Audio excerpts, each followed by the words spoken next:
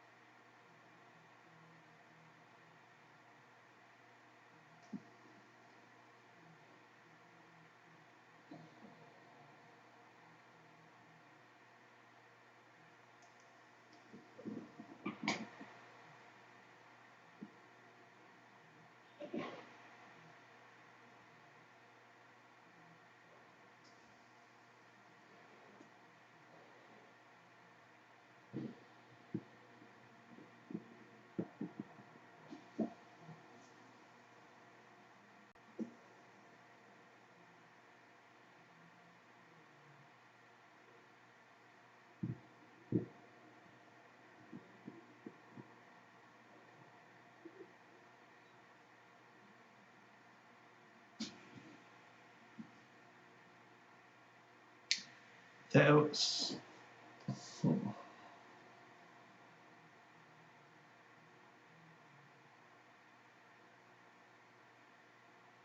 I was.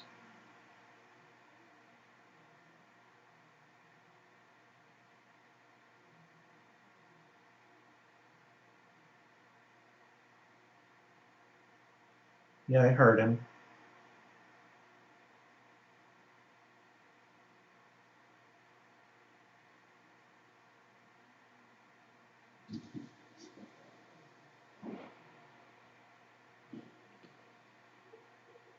So we left. So we had to leave all of our weapons behind. I forget if they left. If they kept my armor. Okay, so not completely unarmed, but they don't have to know that unless they have to know that. Yeah.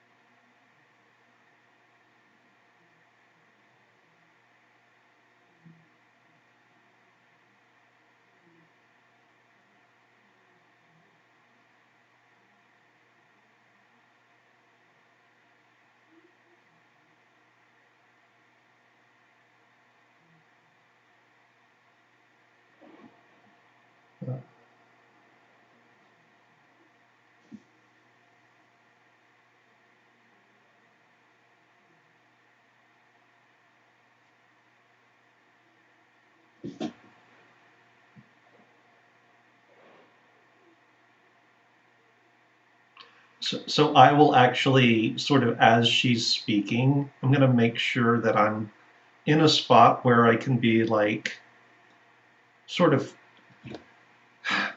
not framing her per se, but very obviously showing deference and going to go down to one knee as she's speaking.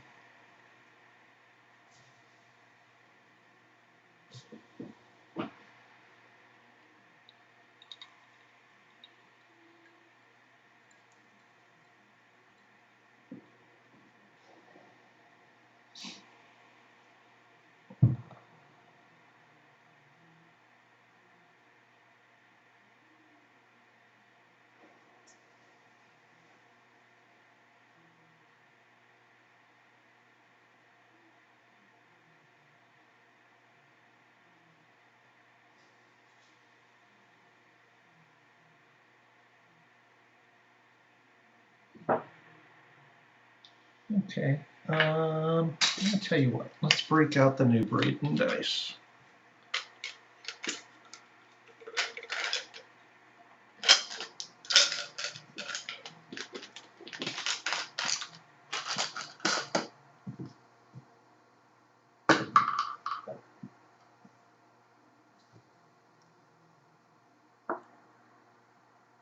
I mean, it's not great. It's a 13.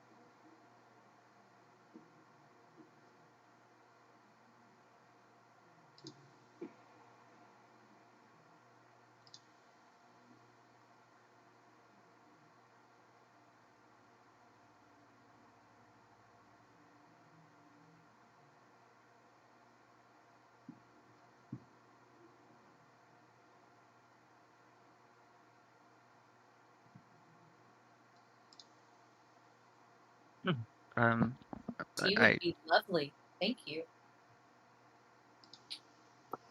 Very well. I would request that those of you who have not come as you are, if you will, could please remedy that. I prefer authenticity when I speak to others. Paul doesn't understand. It's like he's just like in his head. He's like, what's an authenticity? How uh, much clothing does Paul have on when he turns back into Paul when we're in the throne room in front of the queen? He has a cloak. He is a cloak. He has a cute cloak. I mean, if he doesn't about as actually much as you would understand right expect. now. if he does I mean, not compared to understand his right now size, anyway. it's a pretty big cloak. Like if it's like pinned, it could pin and look like a toga, I suppose.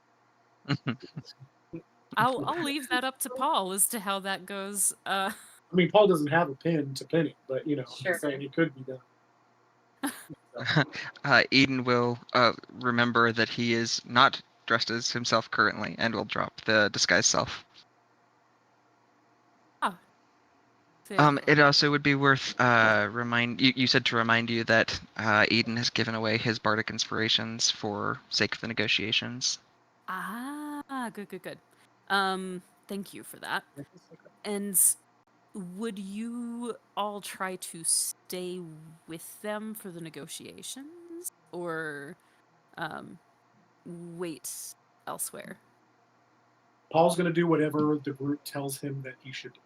So if he is not told, then he will just continue to go wherever the delegation is going. Feeling like Uh, we've probably accomplished what we set out to do in Yeah. getting this group here. I think Tefan would be more than willing to part ways at this point and go wherever we need to go and not insert ourselves into things above our pay grade, as it were. By a long shot. Also, I apologize for the 20-something minutes that I did not have audio coming from Discord into the recording. Oh no. Okay, so I'm writing down our recap and putting that also Yeah. into the campaign Uh, sheets. So, quick recap: we've gotten to the throne room. Yes, we've gotten to the throne room. I The have queen met with the is queen, and yes. No, I just looked over at the audio meter and realized it's moving, but it's muted. Hmm. So it was not recording. I apologize. That's on me. Hey, apologies. I Oh, that's apologies. fine. Yeah, that's on me. It Sorry. happens. It happens. No problem. So the queen will call for Antony, the footman, and will you show them to the kitchen, please, to the dining hall rather, and if you don't mind to wait for me there. Our negotiations with this delegation will not be something that is completed all at once. So I will begin things with them, get them settled for a moment, and we'll join you shortly. And she gives you a bow, and the tiefling smiles at you and kind of gestures you out the door. She has not insisted that Paul turn back yet. In her brain, it's just like, as long as you're not in Cheetah format by the time I'm we're having our conversation, then this is fine. So she doesn't think anything of it. Paul, do roll me a. Would it be is perception wisdom based? I think so. Yes. Yeah. Yeah, roll me a perception check. I should have had you do that before. 6. 6. Yep. Nope. Uh, okay. So yeah, Anthony will gesture for you guys to come out, and then realize that the council is still, like, the delegation is still on Paul's back.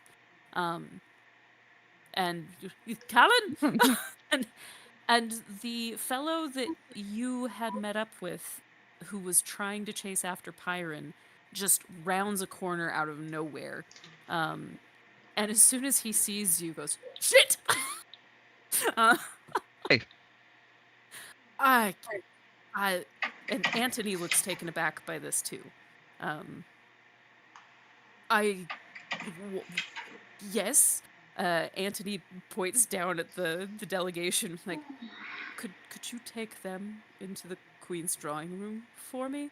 And there's this weird awkwardness in this exchange that you can tell Callan kind of wants to follow you guys, but just doesn't want to have to explain anything. So he just nods and, with a pained expression, picks pretty much the entire delegation up. And escorts them very politely. He's being very kind and very gentle, but takes them where they need to go so that they don't have to figure that out and take far longer than they need to get there. And Anthony shows you to a massive, beautiful dining room with a very, very large dining table that is carved with all of these really beautiful, like the table legs are tree trunks that wind out and support this table. And as you walk in, it adjusts to serve pretty much you guys and 3 more. And the dining table shifts down to the appropriate size for your party. If you will wait here, ladies and gentlemen. Certainly. And question: if you are not needed elsewhere immediately, we were looking for someone who has the ability to interact with the weave. I think the term is weave walk. Do you happen to know who we're looking for? We were told that they might be here. I think I understand Callan's response now. Yes, I do believe that I am aware of who it is that you are seeking. He is currently not in the castle. Hmm. He has been sent on an official errand of sorts, but he should be returning this evening. Unfortunate timing, but thank you. I appreciate that. I have a funny feeling that timing was not coincidental. He kind of side eyes a little bit.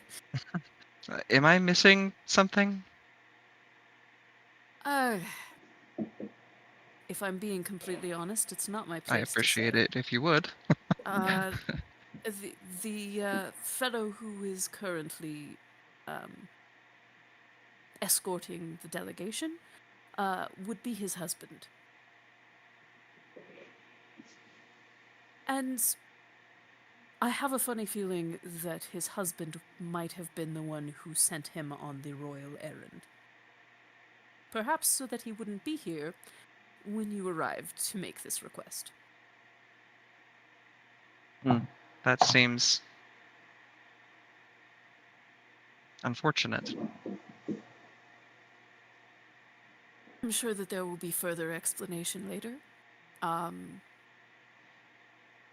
That will probably come after they understand what it is that you mean to ask them to do. I'll put it that way. Beyond that, I shouldn't conjecture. But I suspect that you will be speaking with Callan shortly.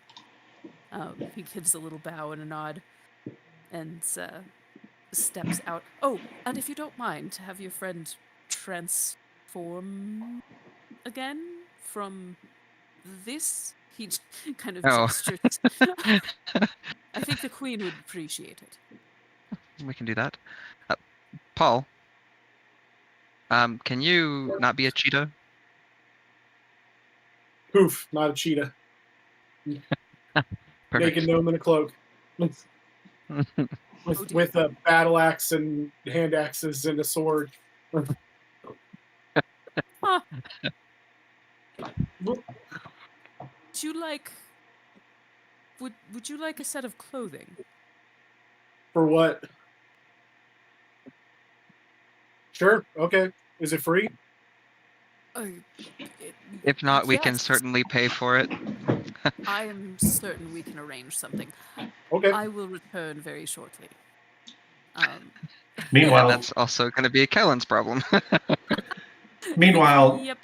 Teffin, seeing this table that has shrunk Whoa. down or changed shape, is inspecting it closely to determine if it's magical or mechanical or some combination thereof. Are you casting anything or just No, inspecting? just trying to determine how it works and if it's something that I can replicate. Roll me an investigation.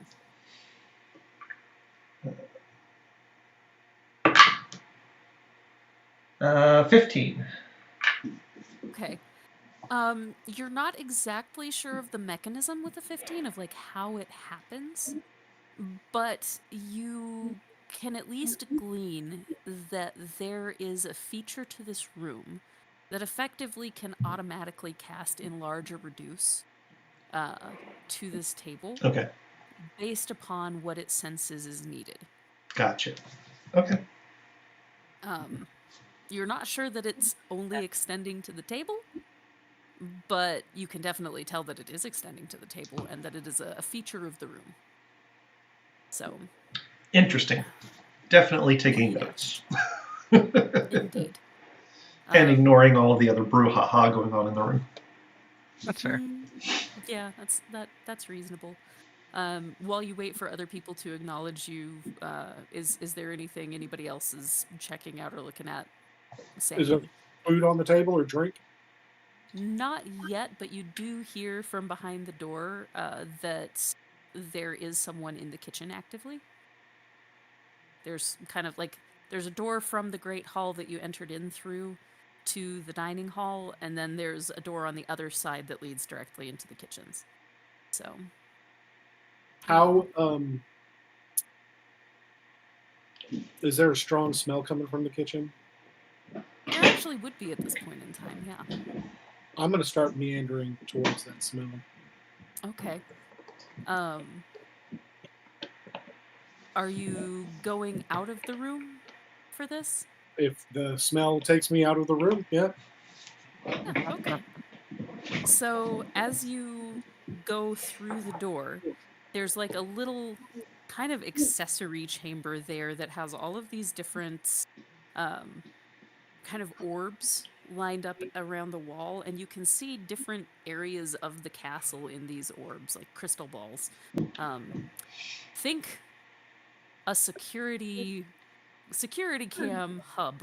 Uh, that's showing different places in the castle and all of that.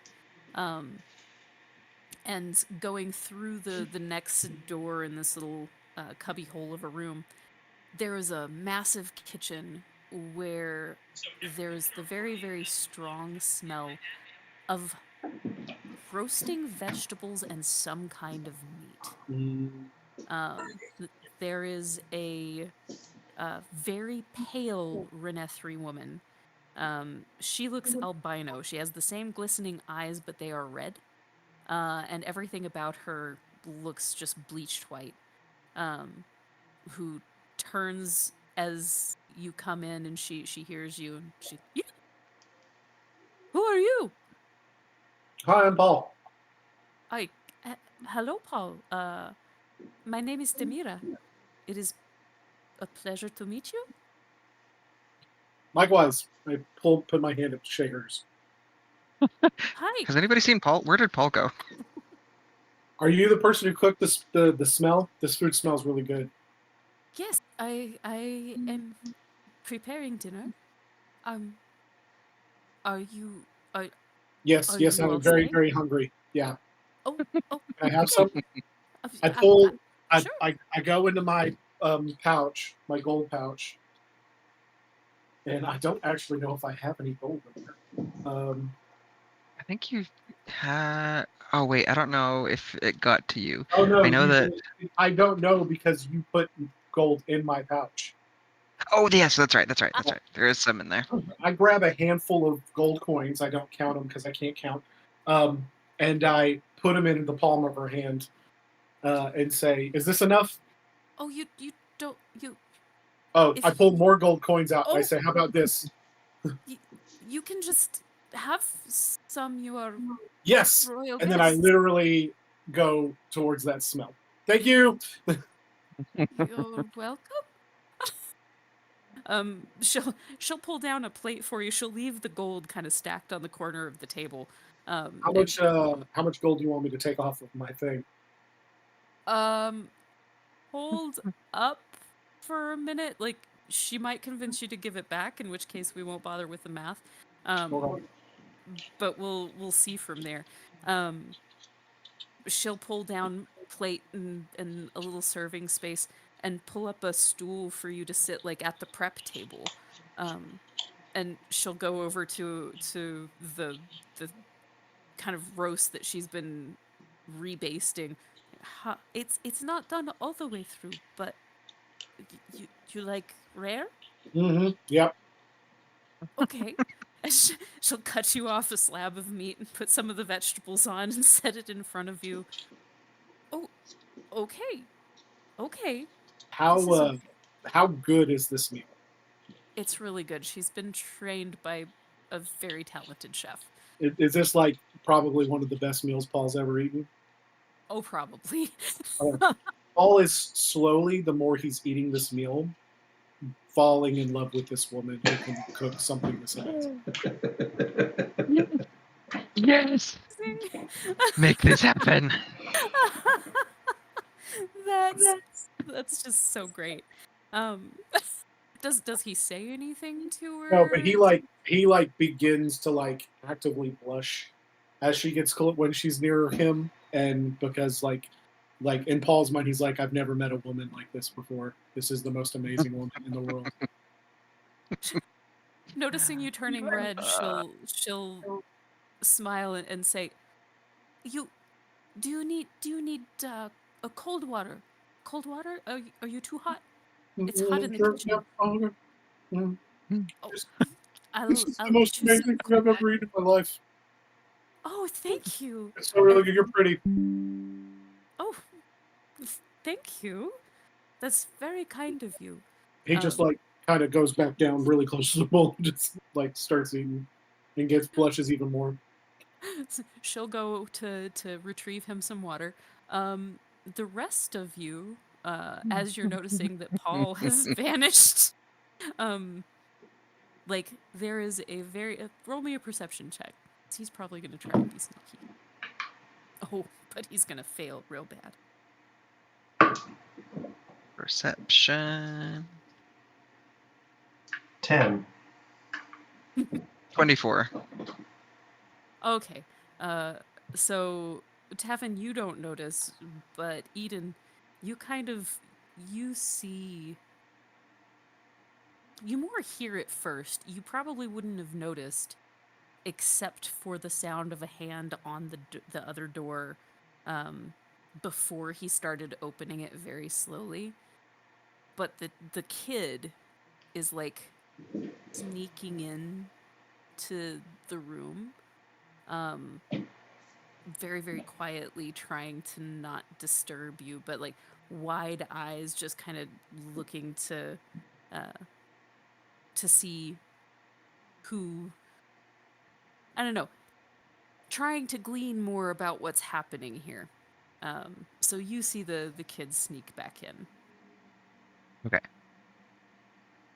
So without really like giving away that he's actively noticed, he's gonna pull out the instrument that Sela gave him and just sort of play around with it a little bit, see if he can work out a tune on it.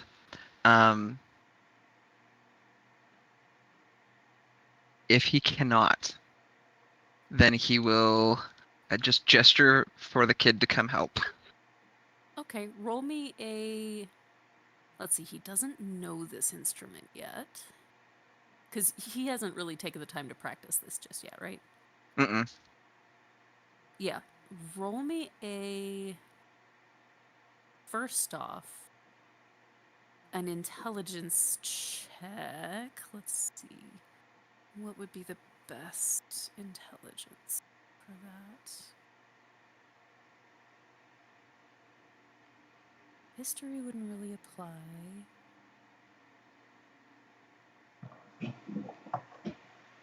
Any intelligence-based skill, honestly, that you feel like would apply in this situation? I can just do straight intelligence. Yeah, if you have any bonuses to history, like maybe understanding the history of different types of wind instruments.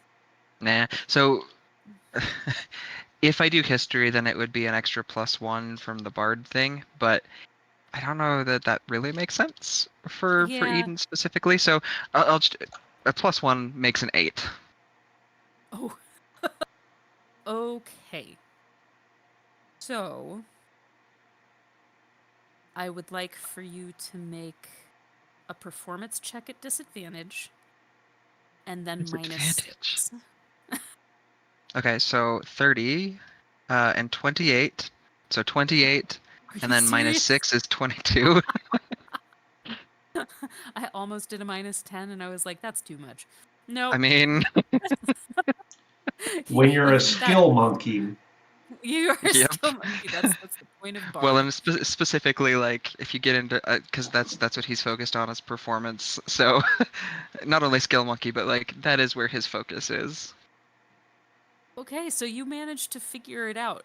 I mean, it's not as earth-shattering as some of your other performances, but you managed to figure it out and do pretty dang well, in spite of yourself. So, figuring out the fingering because of its like double reed nature and all of that kind of stuff, it takes you maybe just like a minute to sort out how to play the different fingerings and figure that out. But you manage pretty quickly, and you can kind of tell he's following the idea of this and sees that you are learning it this fast, and it's like he's very impressed with this. He's also paying a little extra attention to Eric. I Kind mean, of gorgeous man, amongst other bizarre issues. But his eyes kind of go back and forth through the whole group, but particularly between you two quite a bit. And he just kind of he has not realized yet that you have noticed him. Eric, on the other hand, and Scylla have noticed that you have noticed something and follow your gaze. Scylla was a little bit more obvious about it accidentally and then started to pretend that she didn't see him. Eric just kind of side eyes to you, acknowledging that he knows, but doesn't say anything. And with Siu having been behind, he would not have seen that expression change in Eric at all. So 3 of you are aware. We'll say Thea is kind of did Thea catch confident. it? Oh, she's busy, huh? Yeah, she's with little man. So she probably didn't didn't catch it right this second either, along with Teffin. So do you go in search of your Paul? Or Has anybody noticed that Paul's not there? that's a fair question. Eden probably did, but he was like, I don't care. Not my problem. Teffin is engrossed with a table that can embiggen and shorten as needed. So you've neither noticed that Paul is absent or this kid Nope. that snuck in the room watching you guys. There's an engineering problem in the room in front of me. That is taking all of my attention right now. Fair enough. Thinking he has still gone largely unseen, Siu kind of continues backing towards one of the back corners of the room, and sort of behind one of the service stands, slinks down, making himself like he's not hiding behind it because there's not really a good spot behind it to hide. But he makes himself almost impossibly small against it, and it's a dark enough corner that if you weren't paying attention, you probably wouldn't have known that he was there at any point. So he's just watching all of this, and is kind of eagerly awaiting and very nervously waiting to see what happens next. Do you acknowledge him or anything like that? It depends on how long we're here. Okay.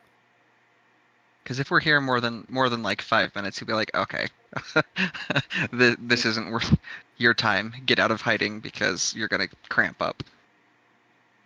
It would not take more than 5 minutes for somebody else to enter the room. Okay, yeah. Mira, the lady that is helping Paul, will bring him some ice water and then bring tea out to all of you. And she's not looking for you, so she doesn't notice unless... Yeah, she definitely doesn't notice. That was a 7. And sets out a tea service for all of you. Do be seated, please. That would happen probably within the first 5 minutes. It would probably be another 5 minutes before somebody else came in. Oh, then yeah, definitely. So, while sipping on tea, she just set out service for everybody here, not Paul. Correct. Okay. So before she leaves, he'll sort of put up a hand. You can't see me. I forgot that I don't have a camera on. He'll sort of put up a hand and say, could you set one more, please? Certainly. Are you expecting someone else? Oh, actually, make that 2 more. We are missing actually one of ours. I'm not sure where he went. But there is, yes, we are expecting one more. Oh, very well, of course.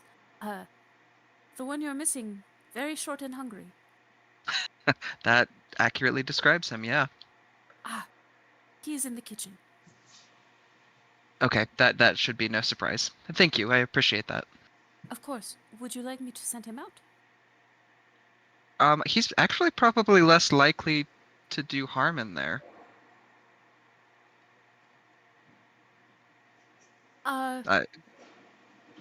Should I be concerned? Is he currently unattended?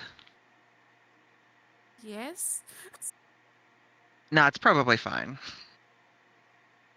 Hey, she like turns and runs into the other room.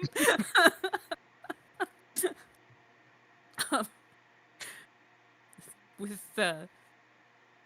yeah, I guess at some point you acknowledge Siu.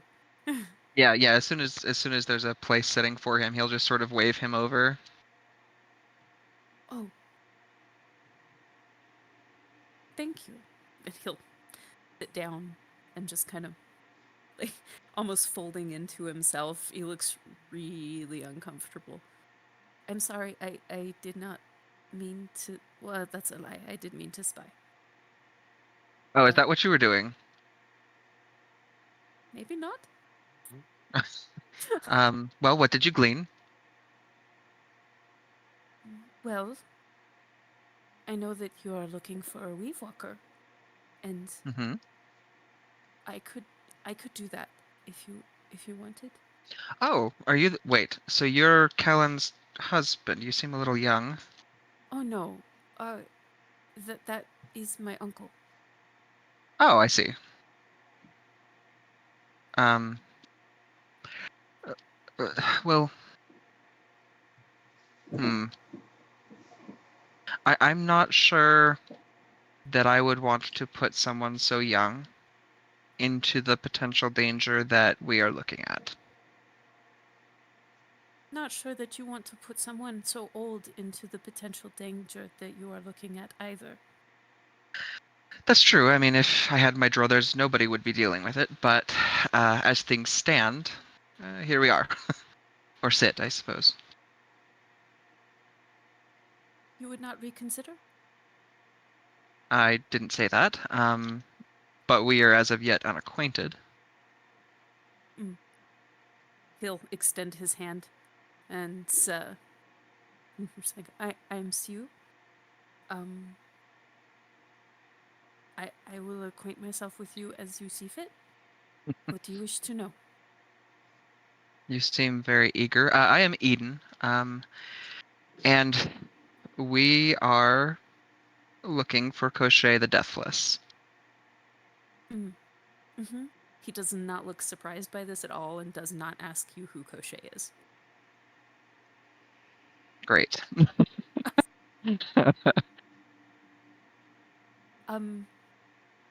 So you need someone to go into the weave and find the pieces of Cochet.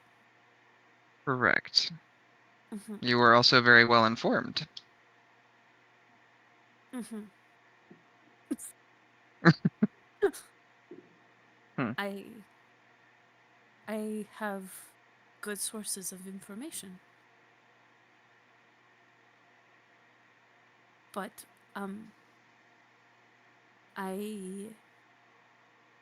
I don't know very much about Cochet yet, but I can find out more if I could find somebody who knows him. Knows him personally? Has been near him more? I suppose that would be any of us, at least in brief. I've seen some. Do you know anybody who has had more interaction with him? Yes. Uh, though I don't know how traumatizing that particular interaction may have been, considering that he wound up cut into pieces in a pot. A prince. How do you? Hmm. I. I'm That sorry. is not common knowledge. No, but it's your knowledge. I. I should go. Um, I think it's a little late for that. I think you need to wait for our negotiations here. he stands when he says I should go, and when you say that, he looks like a chastised little child and slowly sits back down. Okay. Um, Well, perhaps meantime, let's go ahead and enjoy our tea and have some perhaps less. Mm, dour isn't the right word. Serious conversation? mhm, okay. Um, you you are like one of my friends. I don't see very many people like you. Um, it's good to meet you, and you have a smart man genius.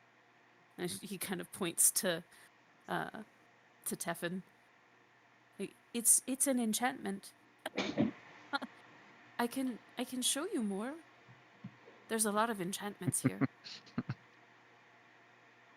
Pepin, an inside man. That would be appreciated. Thank you. Of course. Um, and and ah, you work for Lady Death, right? I do, yes. She is very nice. Has I that like been her. common knowledge among the group? I don't remember. Um, I know that he has at least mentioned it because it Okay. was important when it came to the drugs. Okay. Uh. All right. He was not very forthcoming about it initially, but I'm pretty sure it's come out since. As long as it's not new information.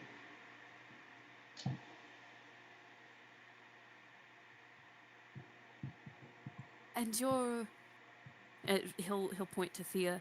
And you write dreams. You write really beautiful dreams. And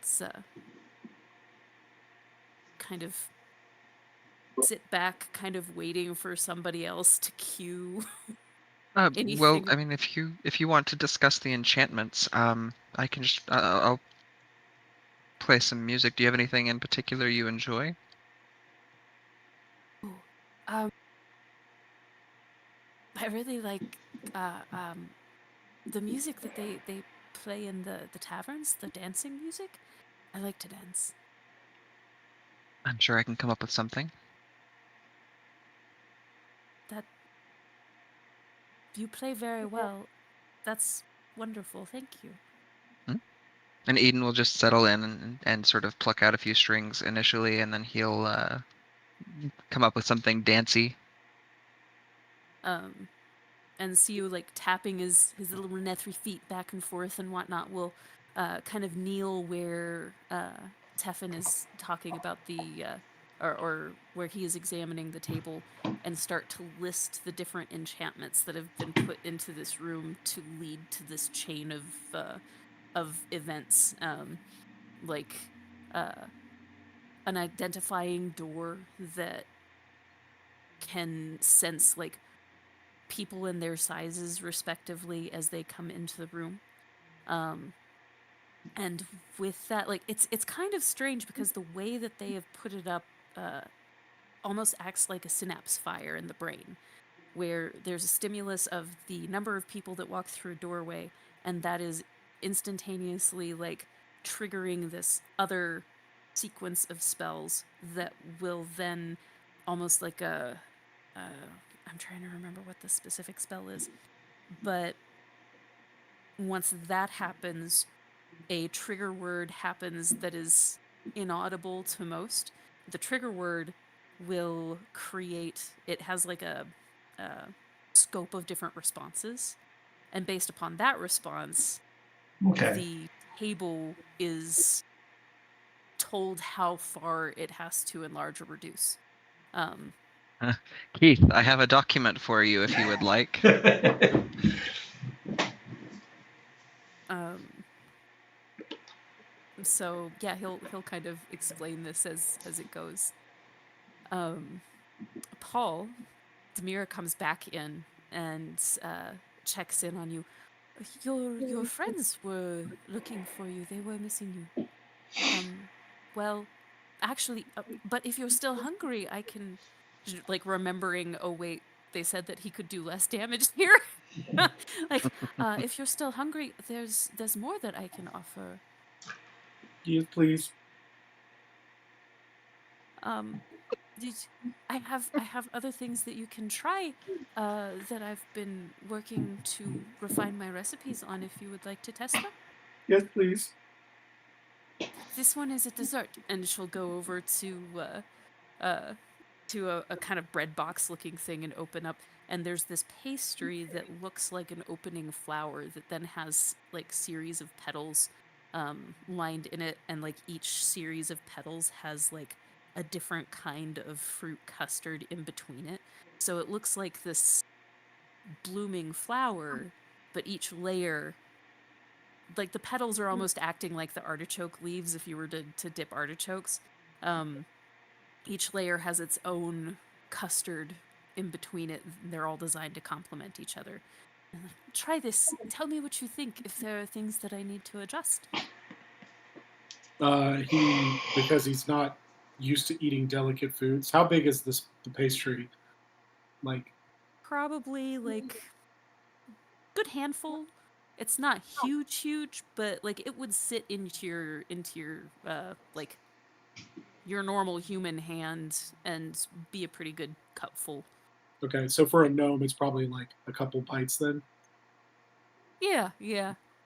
Okay, he takes way too large of a bite of one side and holds it in his mouth and starts chewing it and just tear. This is really good. when he takes the big bite, like she kind of giggles for just a second, but then seeing the tear, panics just a little. Like, oh, are you okay? Is it okay? Yeah, this is the most amazing thing I've ever eaten in my life. Oh, is there anything else wrong? Is there? Can I've not made anyone cry before, I don't think. Can I He gets nervous, gets red in the face again, and he shoves the rest of it in his mouth. Oh dear. Paul. He's not in the room with you. Like, oh my, oh goodness. She'll go and get you a napkin and put it out. So she'll keep like having you. She'll start handing you smaller bites of things so that you don't choke to death. And as she like feeds you, in the other room, Callan walks in with a set of like gnome-sized clothes, roughly. Oh, he's not even in there now. And, like as he opens the door, you just see him kind of deflate a little bit. Like, okay, where's the gnome? In the kitchen. All right. Sio, what are you doing here? I'm teaching Teffin about the room and the magic. He just kind of nods. And, It's quite an ingenious system like here. Okay, so he's not being like direct about this. Callan just sort of nods and sighs. So the gnome is in the kitchen. Mhm. Unattended. There was someone with him. Oh dear. He'll dart into the other room. Oh, sir, I have found your free clothes. You are very naked under that cloak. That is a choice. Here you go. and And if we'll like. anybody was not gonna notice, it would be her too. It's very true. Like, just very politely, like, doesn't even phase her. She doesn't seem to notice at all. Just happily feeding this guy and trying not to let him choke to death. Paul will take the clothes, but he just literally puts them in his pack. You should. Have you tried this tart? This is the most amazing thing in the world. He gives a little. Like, she is a marvelous chef. She does excellent work. She's an angel. In so many words, I suppose. Perhaps not literally. And to who you're speaking. He looks a little bit perplexed by the entire situation. Before your meeting with the queen, before Queen Aitigan comes in, you might want to put those clothes on. I feel like it's an appropriate thing when having meeting with a royal to be clothed. He just looks at him like perplexed. Like, I don't. Okay. Huh. Well, you've made your choice. This is like the first time Tamir like actually kind of notices as they're talking, like, oh, huh. Like doesn't seem to phase her at all. Like, I'd say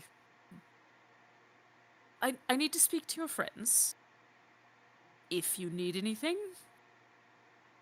I suppose holler. I can hear you from the other room. Oh, Bye. backtrack. Demira will He, look over. Paul looks at Demetrius and goes, he's a stranger. You're not wrong. Those are very charming clothes, though, that he gave you. I pull him out. He's like, you want him? I do not think I would fit. I am significantly too tall for these.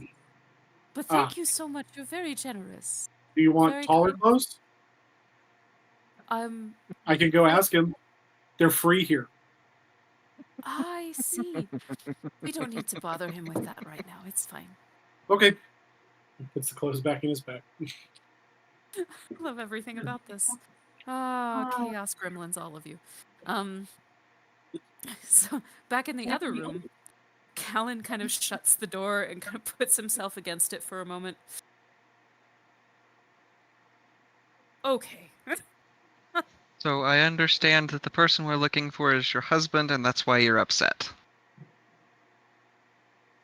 I'm less than thrilled. That is true. I was hoping that I could buy myself time to find a different solution than utilizing his weave-walking capabilities. How is that I working have... for you?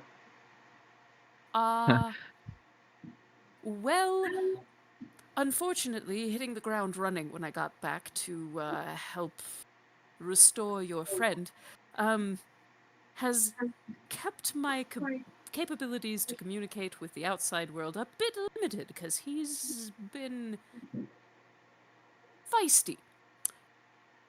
So, it has not gone well.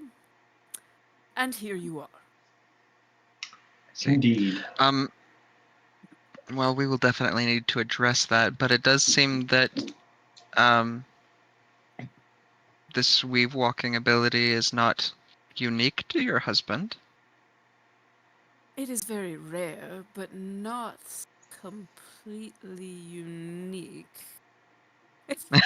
You see, like, this like eyebrow lifting as he speaks slowly and looks over at you, and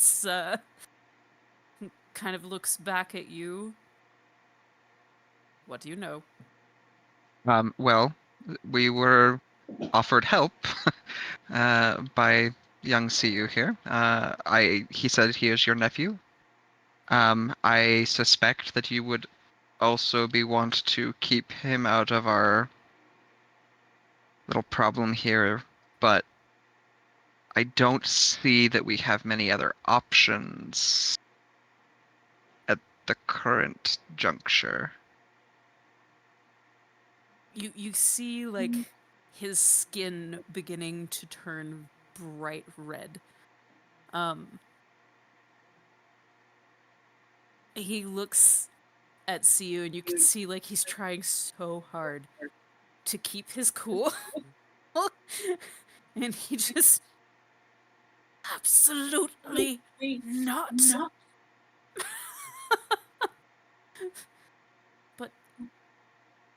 But it would be dangerous for Uncle Estiel.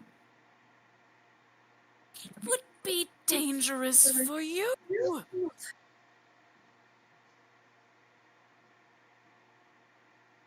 If you'll excuse me for a moment. A word with the boy. I shall return. Hopefully by that point, Queen Aitigan will be ready to speak with you. I suspect that she has her hands full. Perhaps we can speak in here for a minute? If you so wish. I understand you're upset. Perhaps we can table this for the moment and you can tell us what you know about Gosh, I was gonna say Teffin, not Teffin. Pyron? Ah, all right. He kind of takes a few deep breaths and sits down next to you. Your friend will be all right. He is in a tough stage of his recovery. I anticipate that he will be functional by tomorrow. There will have to be much work done in the way of self-analysis, facing your inner demons, if you will, in a less literal sense than he's doing right now. He is a victim of an old government's cruel punishment system. He was injected with an ichor that we've managed to contain for quite some time, that slowly corrodes the body from the inside out and takes it over as its own host, eventually turning it into something that you could not hardly recognize as humanoid. I sought him out when he stopped responding to my messages regarding getting him more of the suppressant that we had arranged. The treatment made him understandably quite nervous. So, is there some kind of a cure that we can procure for him while he's safe here? That is something that is currently available but quite difficult. Once he is more in his own mind, as it were, we can discuss that option with him. I did not want to try to force it upon him without first his Certainly. consent. At a certain point, that would have been the best option, but with him having not had very much time away from being present in his mind, I think that it's fully reasonable that we can restore him enough that he can give consent to such a treatment himself. So Seems we owe you a great deal of thanks then for being able to find him, which we were unable to do, and for your help in bringing him here. his particular affliction is one that is very near and dear to my heart, and I would not wish it upon anyone. So I am grateful to be able to help him maintain the life that he wishes to maintain. Mm. The woman that he was traveling with is also all right. She is recovering as well. So Good. they will both survive and hopefully not be too terribly much worse for the wear. Can't really speak for him now that he's looked into the void, but hopefully he will see more reason I push to have him receive the cure for this.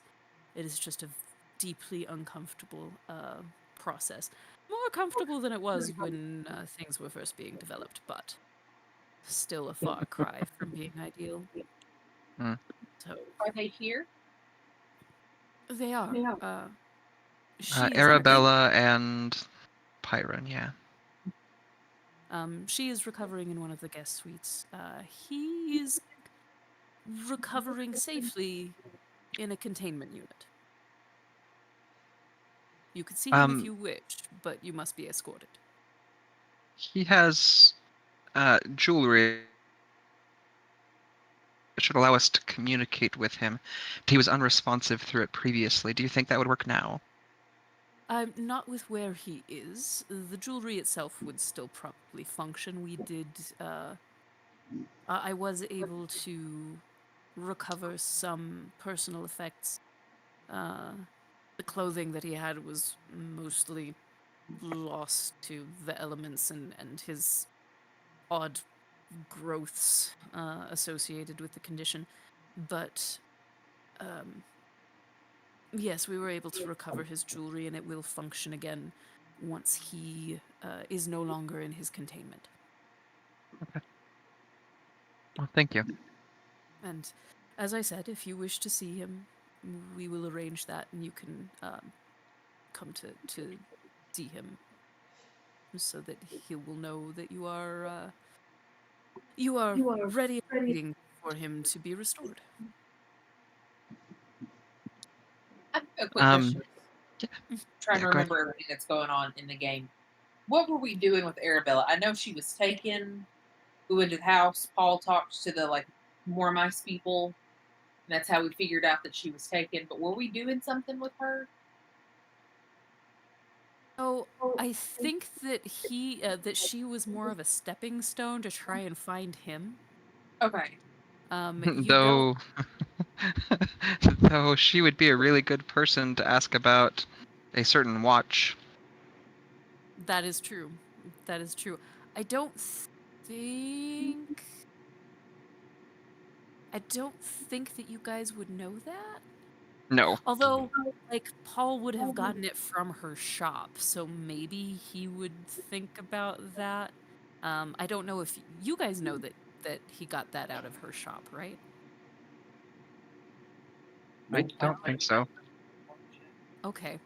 Yeah, so if you don't know that that's where he got it, I'm not sure that you would think to ask her about it. But yes, she would be a good resource for that information. Uh, we'll see what happens there. Uh, um, so yes, that is their current situation. Thankfully, he stayed enough of himself to try to keep her safe in spite of the injuries and the surroundings. I feel as though he might have accidentally inflicted some of those wounds himself, but generally speaking, I think that he probably kept her from being attacked too terribly by the creatures in the wilds of the jungle. So Nothing to that be said is for that, at least. there is a strong thread of good that runs through him, at very least, that the creature within was not able to squash so quickly.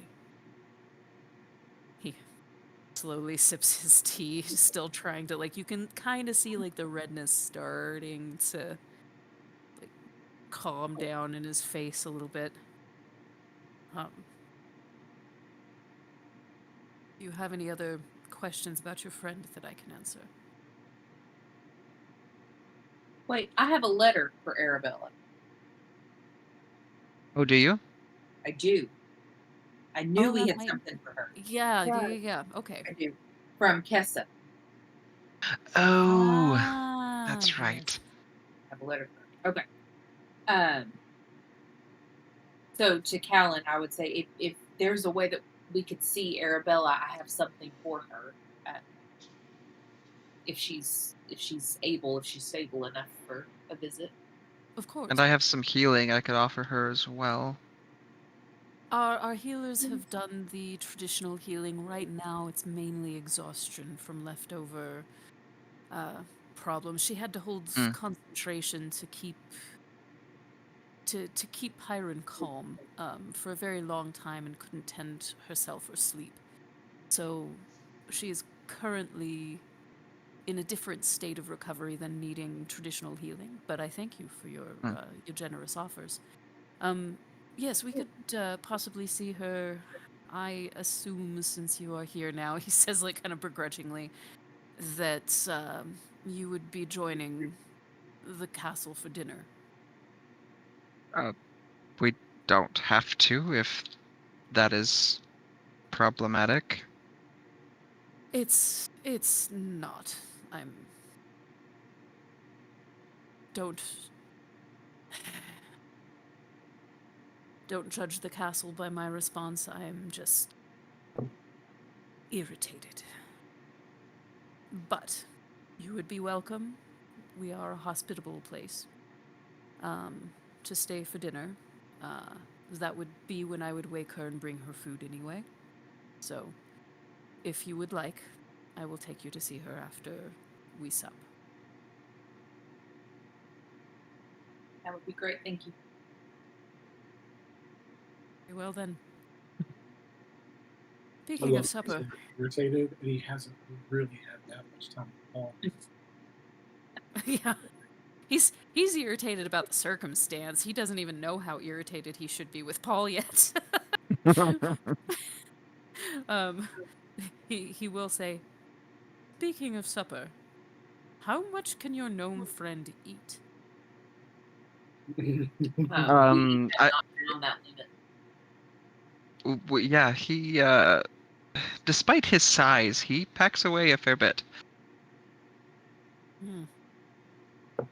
I should perhaps divert him this direction. I can get him if that's necessary. Oh, yes, if you would like, go right ahead. And he'll gesture. Where where's the kitchen from Oh, here? just through those doors. There's Ah, yeah, a small alcove, if you will, in between the two areas, and just directly there. perfect. I will go fetch him then. All right. So you see the same thing. You see the crystal balls that are effectively just like little eyeballs everywhere.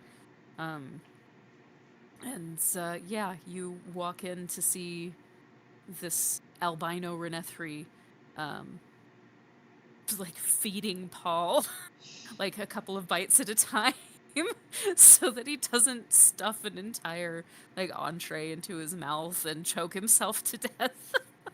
So how And he's, clear is it that Paul is like really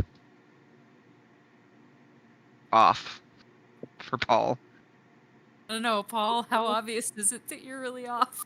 I mean, you've never seen Paul have someone feeding him food before. That's true. Like a meal experience with Paul is it's a sport event, and this is definitely not the norm for what you would expect Paul to be eating. So I would say you would probably know that there's definitely something a little different about the situation. Fair enough.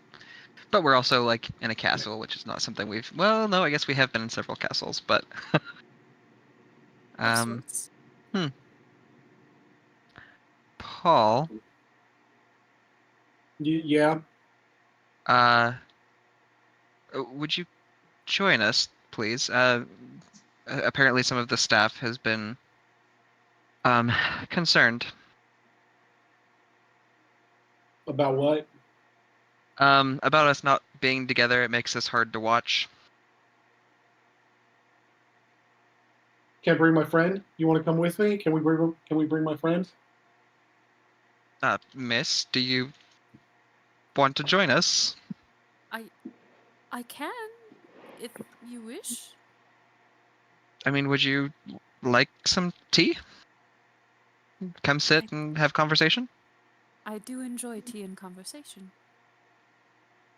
Certainly. Um, she'll kind of set things aside so that nothing burns while she's uh, out with you guys, and we'll make herself a cup of tea as well. And we'll look to Paul. What is there a variety of tea that you like? Anything you like. Paul, have you ever had tea? That's what Yeah, I don't know. Yeah, sure, probably. Okay. Demira like leans over to Eden. What kind of tea should I get him? Oh, wait, you had chamomile tea that one time. Um, uh, I don't know. Um, something light, probably. Okay. Floral, maybe if you have it. Oh, okay, I can do that. I will be right there. And so she'll get that steeping and make sure that everything is set before she leaves the kitchen. Um, as she comes into the dining room with all of you guys, she looks at Thea and is like,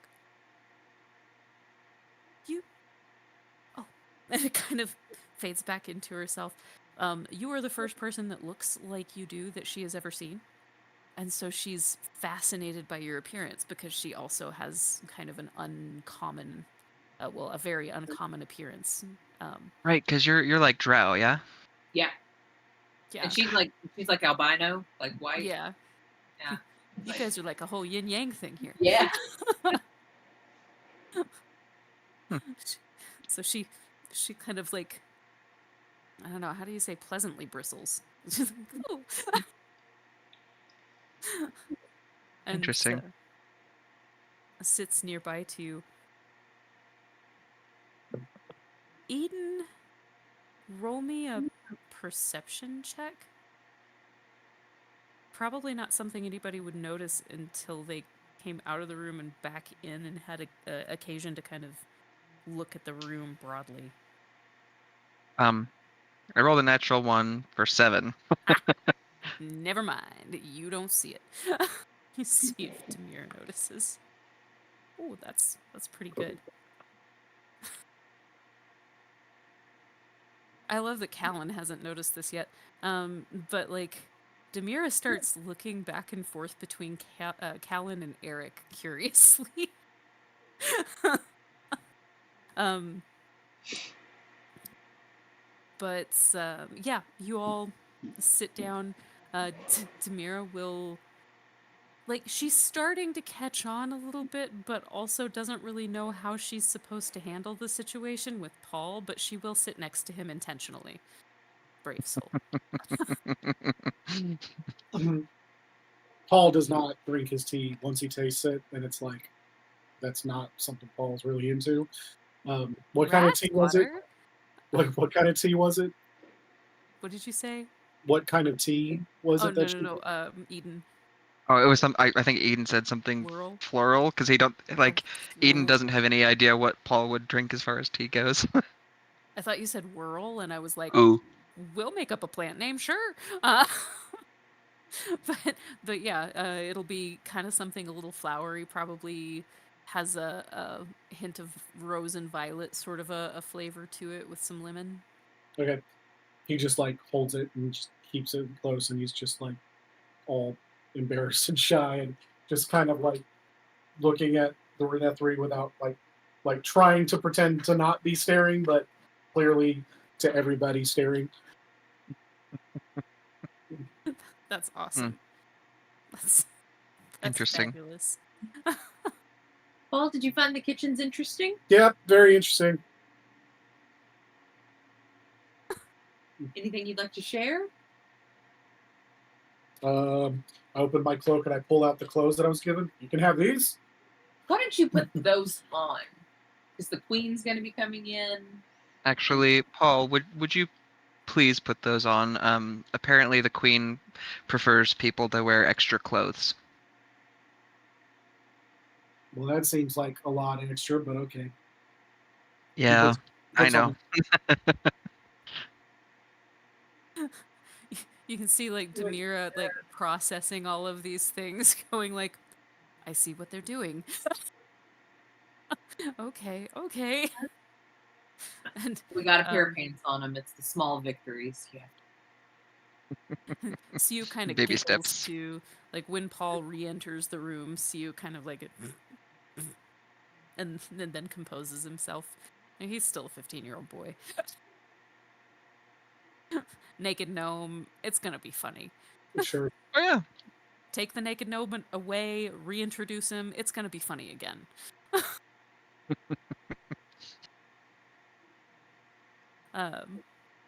So sitting at the table, conversating. Anything else that you specifically kind of want to talk about? That you can think of?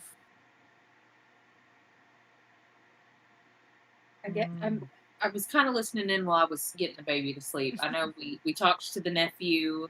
He kind of offered to help, but he's like a little kid, right? I mean, he's I mean, he's 15. 15, Okay. but like young and inexperienced. Fair assessment. But he apparently also reads minds, so Yeah, something like that anyway. Nobody has directly addressed that yet, but Nope. That's above my pay grade. Did he read? Did he read someone's mind, or Mm-hmm. All of ours, in fact, at least to all a of certain them? extent. Okay. And we're Like, aware of it.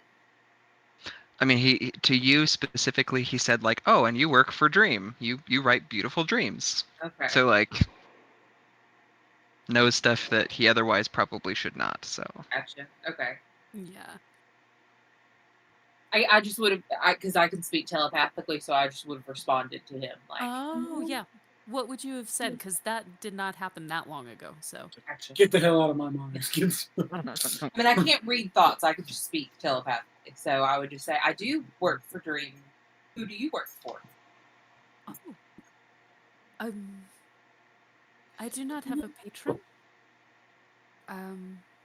I am more gifted with natural magics. Um,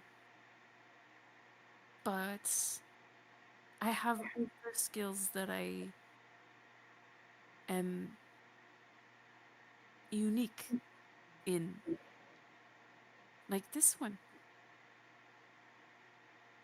And he'll kind of project images into your mind. Um, some are like little reflections of um, and then you see some that are of other wild things that you're not quite sure if they're memories. It starts off as though it is a directed conscious thought process that like I'm going to show you this. Like I see that this is a thing from you. But then it kind of feels like it goes off the rails a bit, and you see little bits of his own past, um, like big, uh, big like fancy houses that he had to kind of hide in as a child, with like a mother who was a servant and being mistreated by the masters of the house, and then like blinking forward to like a you that looks much older, and then like backward, like nope, nope, nope, nope, nope, and back to like the present, but what might be happening 2 rooms over. Like nope, nope, nope, nope, nope. Like keeps trying to recenter and then stops because he's like, oh, I'm sorry, I thought too fast. That is an extraordinary gift. Do you see the future sometimes? Or, yeah.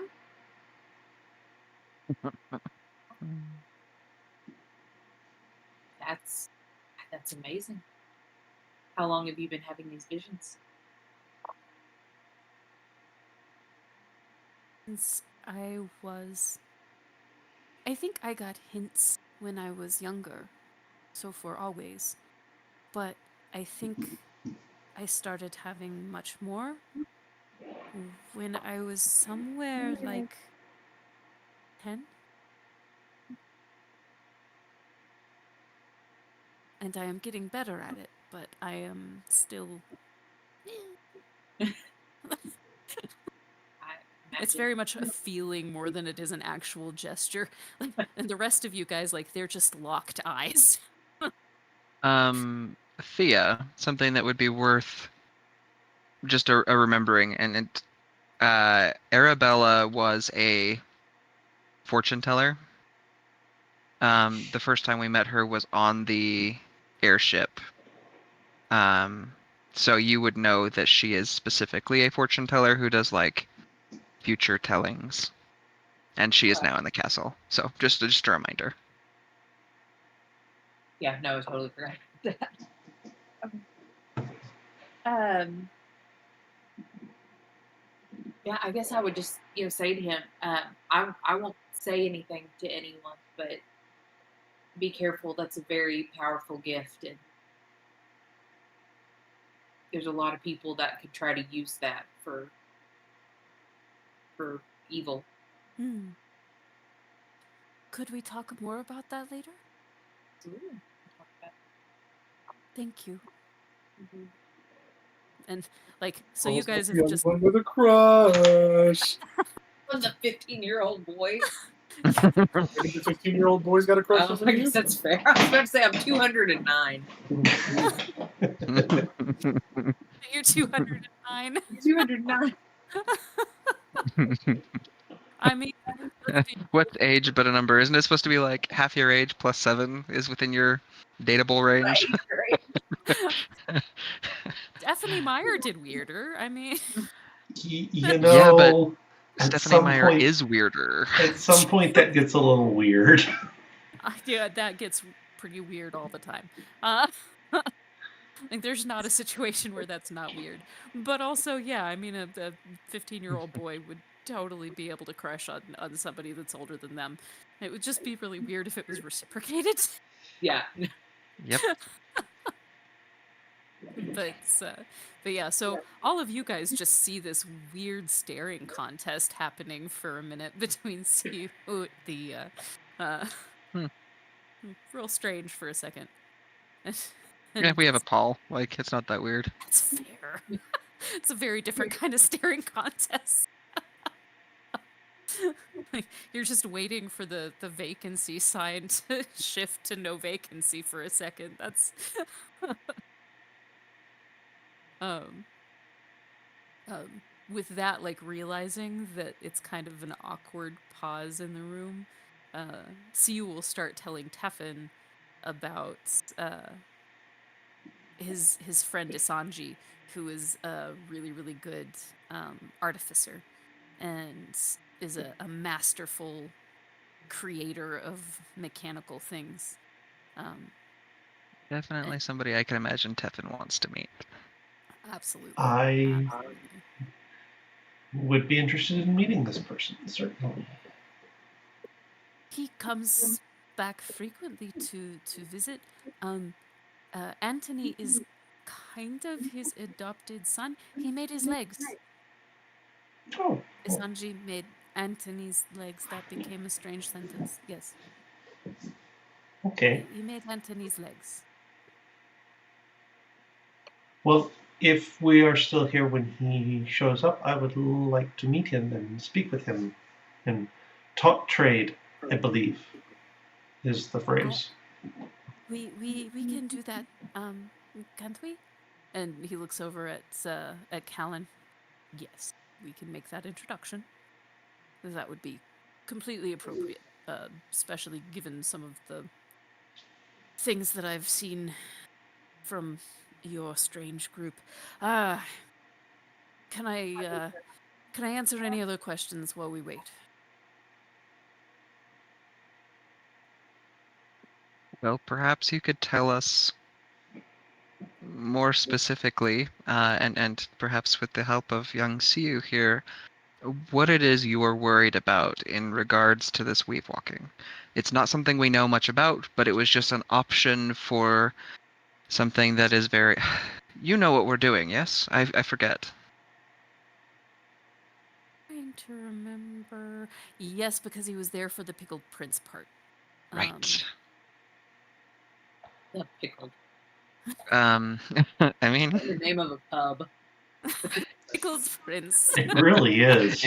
Honestly, that would make a really great pub.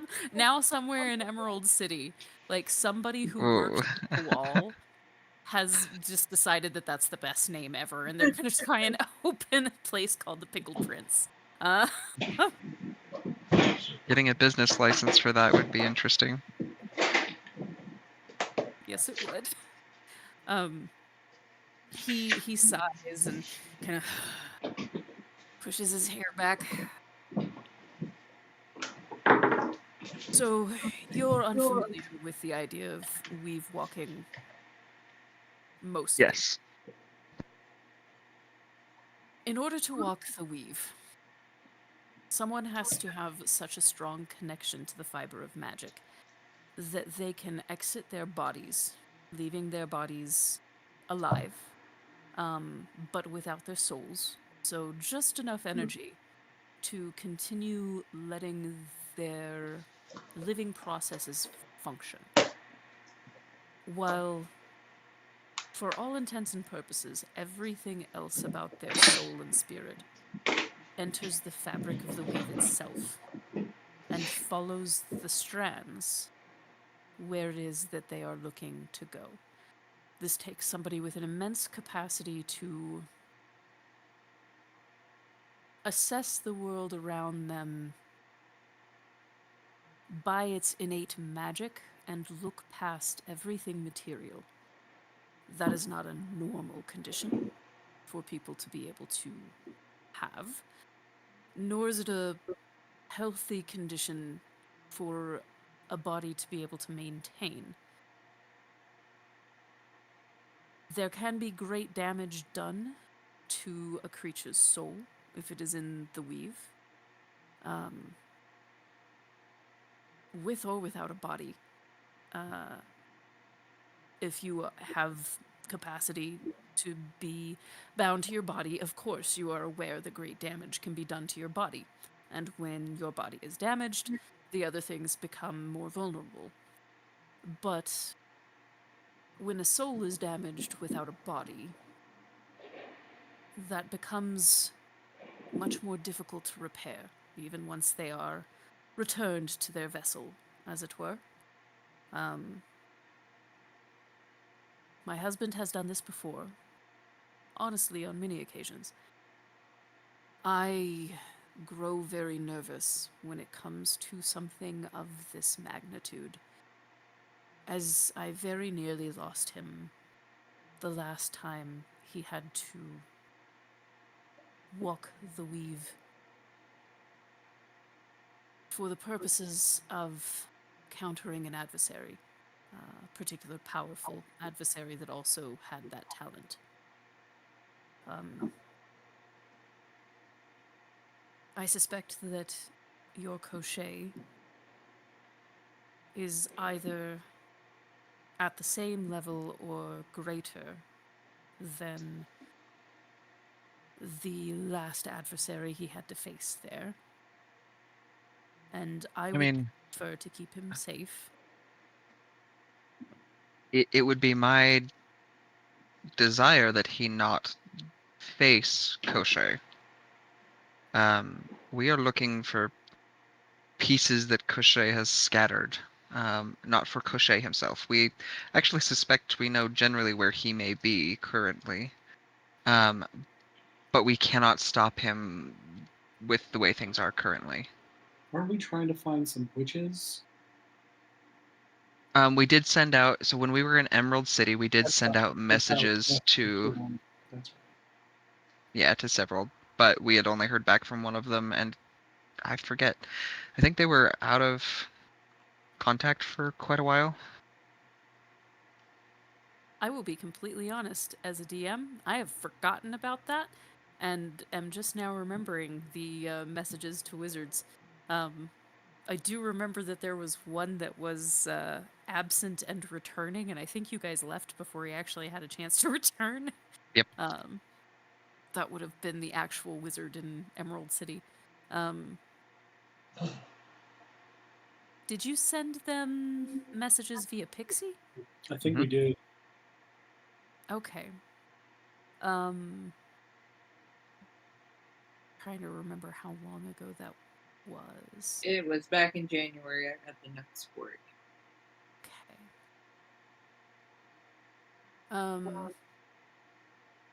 Golly, January? January Yeah. 29th. Yeah, so that one, I think, in terms of in-game time-wise, would have probably been. Had to have been a few weeks at minimum, Well, I right? think it has to be over a month at this point. If you include all of our travel time to and from the mines, Right. time at the mines. Yeah, probably somewhere in the vicinity of a month. Like maybe a little bit over. I think you're right. And one of them was actually on a different continent that the Fae have trouble getting to right now. you probably would have heard back from one of them that had given you. Oh, sorry. We sent. There's 3 witches. Kessa received a message from 3 witches. One can help. One has not responded. Kessa's concerned about him, and one cannot come for several weeks. Yeah. So the one who couldn't come for several weeks is probably getting to a point now that he can. The other one you still have not had response from. I'm beginning to remember all of this now. Sorry, guys. No. Nothing to be sorry about. There's a lot of stuff going on to keep up with. So. We started this game a year ago. Our first game was on November 21st. Wow. Yeah. Well, happy anniversary, you guys. Yeah. Happy anniversary. Happy anniversary. You make my heart flutter. I'm still enjoying it a year later. Hopefully everybody else is too. Oh yeah. It's only gotten weirder and more goofy along the way. Fabulous. Fabulous. Yeah, so by now you probably would have heard from the other one, giving you an idea that he is willing to set up a rendezvous once you know more about your current situation, but that probably would have like just happened in the last couple of days of travel. So, yeah, the missing one is still missing. So you've at least heard now from 2 of the 3. I guess that's another option that we hadn't really considered. Is since they're missing, it might be possible to ask our Weavewalker friends to help us find the missing wizard, and then ask the missing wizard and co to help with our current situation. That is indeed a good option, I think. So, yeah. So you're telling Callan that it's your hope that you don't have to actually fight. Right. Yeah, I would actually prefer that Callan not directly interface at all with Cochet. We just need to know where his pieces are so that we can end him ourselves. This is our quest, not his. We of course could use help, but like, Alex, why are you up? My son just ran past.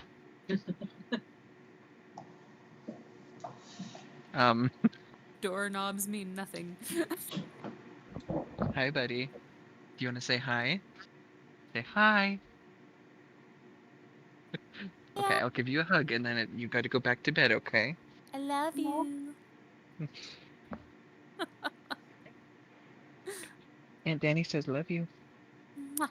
Love you. Love you, Alex. Can you say love you, Uncle Pete? No. Mwah. He did your kisses. Your little kisses. Go. Mwah. We're doing her. Yeah, you see them? Yes. Can you say hi? Yeah, it's Uncle Keith and Aunt Danny. Yeah. Hi. Hi, Hi. but He's waving to you. Oh, They can't see you though, buddy. The camera isn't working. I can imagine. Hi. Hi. Hi. Okay, sweet boy. I love you so much. Go back to bed. Thanks, Emily. I love you, buddy. Oh my god, that was adorable. I just hate we couldn't see him. I'm sorry. Next Eh, time. it's Definitely okay. supposed to be in bed though. Yes, he Yeah, is. for sure. It is too late.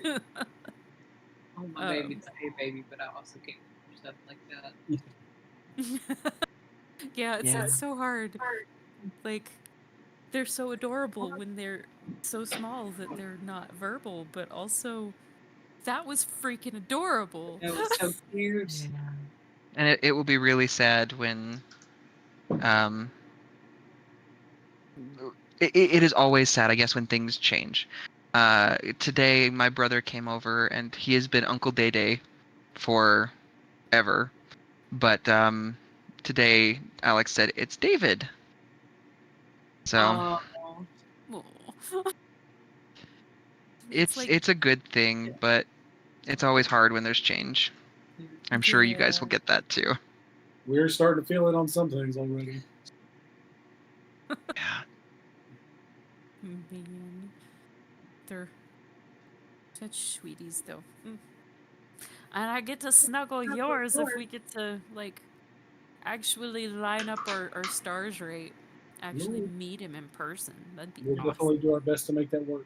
So. Fabulous. Fabulous. Sorry, I got distracted by adorable baby. Me too. not I don't really a remember baby what was anymore. happening. You were explaining to Callan that you Oh, right. don't want his husband to actually have to face off with these.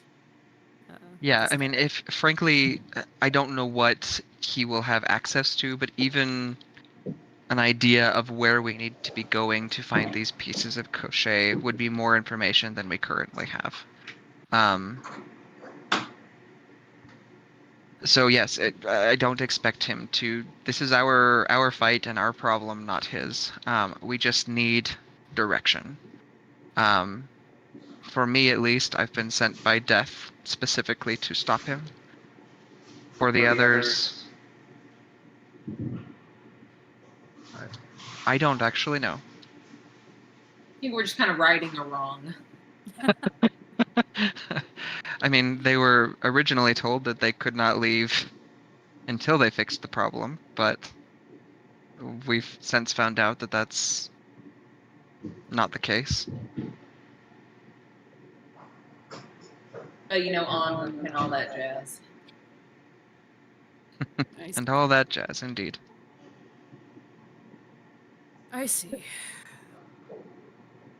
You understand, of course, my apprehension. I am concerned that if whatever this thing is has access enough to be able to sense something that is only in the weave and not physically manifested, that it could turn into, if they are searching for parts of him that he has scattered.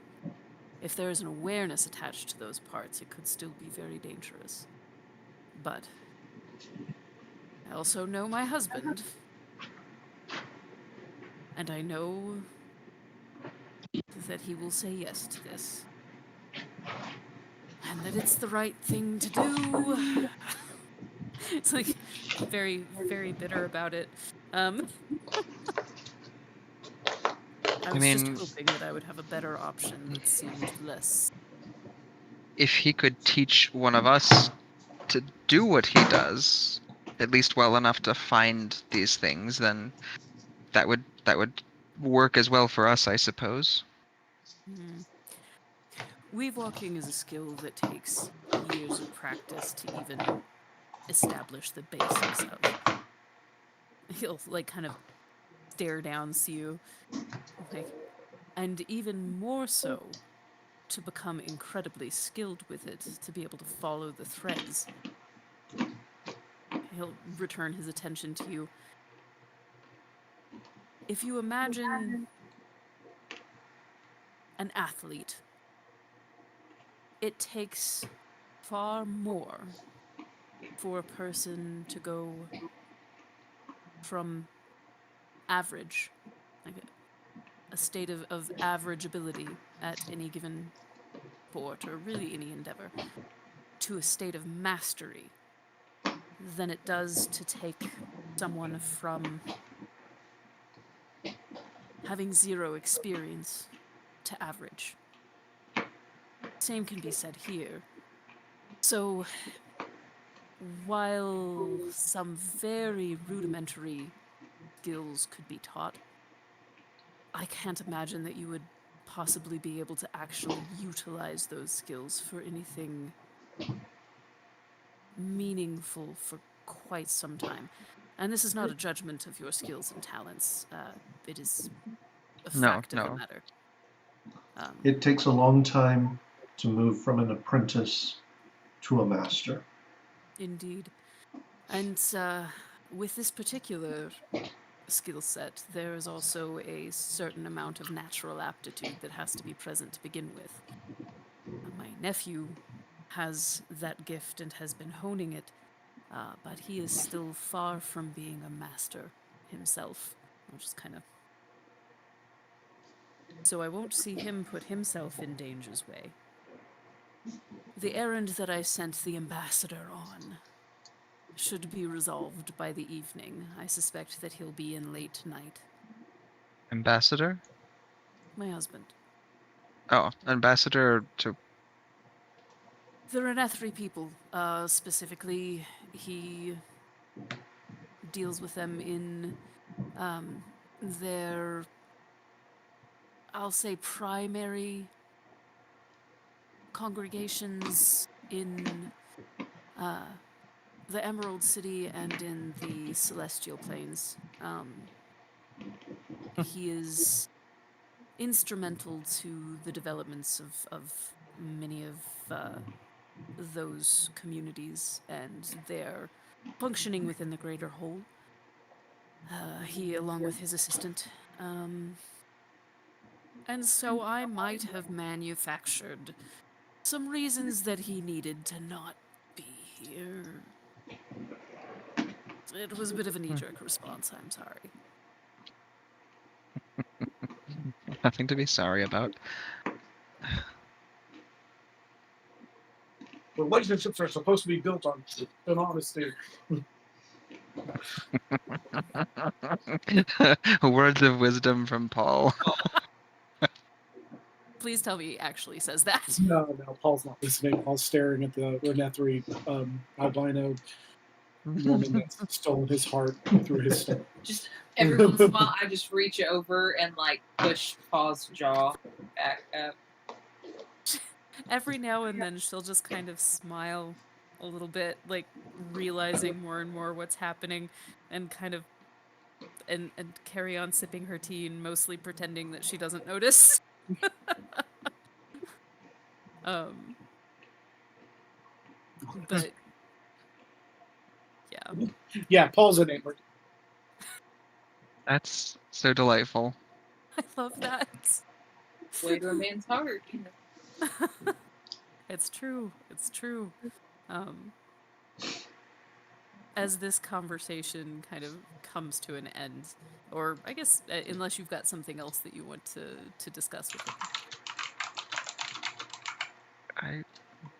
I mean, we covered everything that Eden had.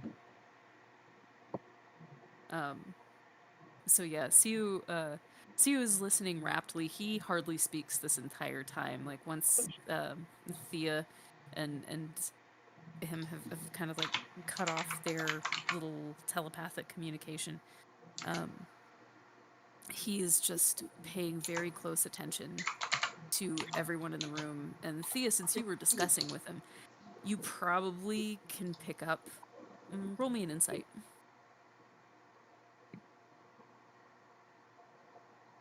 I'd also take perception. Just pick up slightly different things. Oh, they're both under this one, right? Yeah. So we'll do 10. Okay.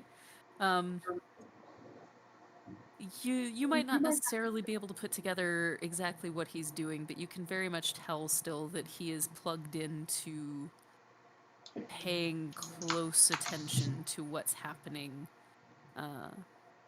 to like what's happening in this conversation, and is not being silent because he's being shy. He is like taking mental notes of every little thing. So yeah, about this time, Queen Aedigan enters the room, and Callan and Demira stand, and she just kind of she waves a hand kind of dismissively, like, "Be seated. That's fine." And oh, sorry, I just saw the thing from Keith in the chat. Oh, did I miss something? Oh, it was just now. I guess I did too. Is being sarcastic about the. It is true. There's a lot of literal truth to that, I suppose. Um, she enters the room and sits with all of you. So, would someone like to catch me up? Preferably one of our new friends.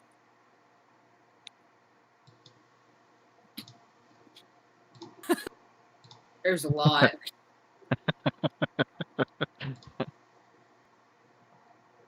Perhaps condense. Um, we're trying to fight an evil ancient wizard that supposedly can't die, so we need to speak to the Weave Walker. I forgot their name. See if they can help us. Actually, I don't know that do we know Esteel's name yet? Why not? Yeah, I don't Cal- think we know his name yet. He's been called the ambassador, Callan's husband, but I don't think we've gotten his name yet. Nope, don't think so. Um, she Callan's husband. looks. Huh? Callan's husband. That's his name. Callan's husband. Yep. Yep. Yep. She'll look over to Callan, who's like kind of blushing at this point because, like, his elaborate ruse to try to get his husband out of Dodge and figure everything out before he got back, so he wouldn't have to be involved, has now fallen apart, and this mid-50s man, just got caught in like a kind of teenage scheme almost. like this is not something that you should probably be trying to do when you're in your 50s. It's a little bit childish, but also, when you're worried, you're worried. But he's a little embarrassed about the whole thing, and you can kind of see he's blushing. And as she looks over, it's like, ah, so that's that meeting that he had to rush off to. And Callan just nods. It's like a chastised child. I see. So, we have some sort of an evil wizard, Crochet the Deathless. Crochet the Deathless.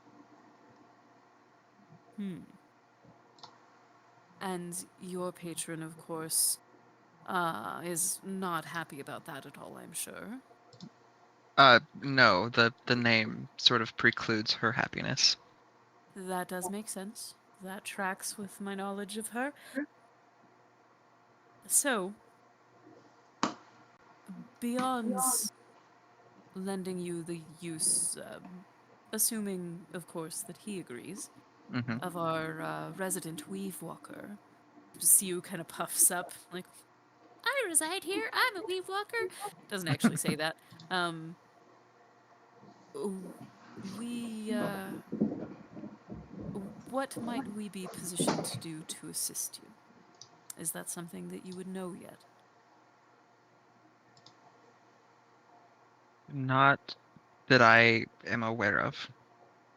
I mean, resources, of course, are always important in such an endeavor, but frankly, I don't even know what resources will be required yet. Unless anybody else has any thoughts on the matter. Resources would be great. We're not exactly sure what we're up against just yet. Makes sense. If nothing else, we can certainly offer you as close teleportation, transit travel, quickly as we can, depending on where it is that you have to go from here. We can at least offer you that. And once you know more, yeah, that is sort of the biggest problem is that we don't know where we are going, and that's what we've come to hopefully ask for help with. If we knew if we knew where we needed to go, we would have gone there instead of coming here. But Very well. Once you have more information, that is certainly something that we can offer, but we might also be able to better equip you with whatever resources might be useful once we know what resources might be useful. Mm. In the meantime, while we wait for Ambassador Steele's return, she'll kind of like glare over at Callan. What can we do to make your stay more comfortable? well, I think we would probably at some point in the near future like to see if we can speak with one of our old friends who has apparently taken up residence, Ah, willing or Pyron. un. Pyron, yes. I did not realize that you were the same group that Callan was hunting. Well, hunting is a strong word. Tracking, we'll say. Um, yes, very good. We can definitely arrange that. He'll be not what you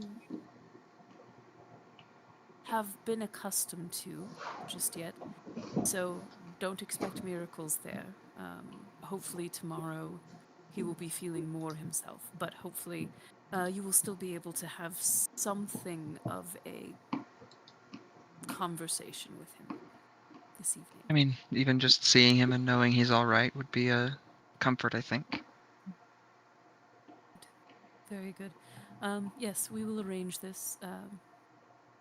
Callan and perhaps I can accompany you into his cell, and we will be present for any questions that you may have. He may struggle still with communicating what's in his head with his mouth.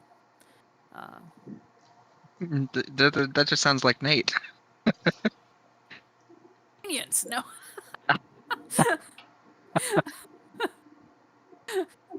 Halfway expected a hey. Yep, but I didn't get one though. Might have forgotten he's muted. Hmm. Fell asleep. Yeah, that's also possible. If I start hearing snoring from the den, I'll know why. And I think the other thing I just remembered would be Scylla's brother, whose name I don't know that I know or remember anyway. You Uh, do know it. I might have to find it real quick, but yes, you would know it. uh, would it be possible to run into him? Oh, he actually would be present. He usually does not work here, but our resident smith, Waylon, um, is actually having a bit of a reunion with some of his apprentices over the years. So he would actually be present. Um, if you would like to speak with him, we can arrange that. Uh, Someone can walk you to the area where they are gathering later this evening, if you would like. Yeah, I can do that separately so that not everyone has to go suffer through that. But um, yeah, I would appreciate that. It will be done. Very good. Unfortunately, it's a very busy day. I will be available this evening for being able to recap the meeting with my ambassador. Uh, for right now, I'm afraid I must leave you. Um, will you be joining the house for dinner? It's no imposition, though we do have rations and things that we've brought with us. Hmm. Do not waste your rations tonight. You will be treated as guests of the house. Do you need lodging? Eden's eyes sort of light up. um, Here or in town. Well, we have some rooms available here, depending on how you are accustomed to sharing space. I don't know that there's accommodation for all of you here, but uh, there is an inn immediately next to the castle within the um, fortification that is especially for honored guests and uh, those who have business at the castle. They're Hmm. fine accommodations. Whichever you would prefer, depending on how many Uh, people you're comfortable in having a room. may I ask where the delegation from NIMBY will be staying? They are invited to stay here.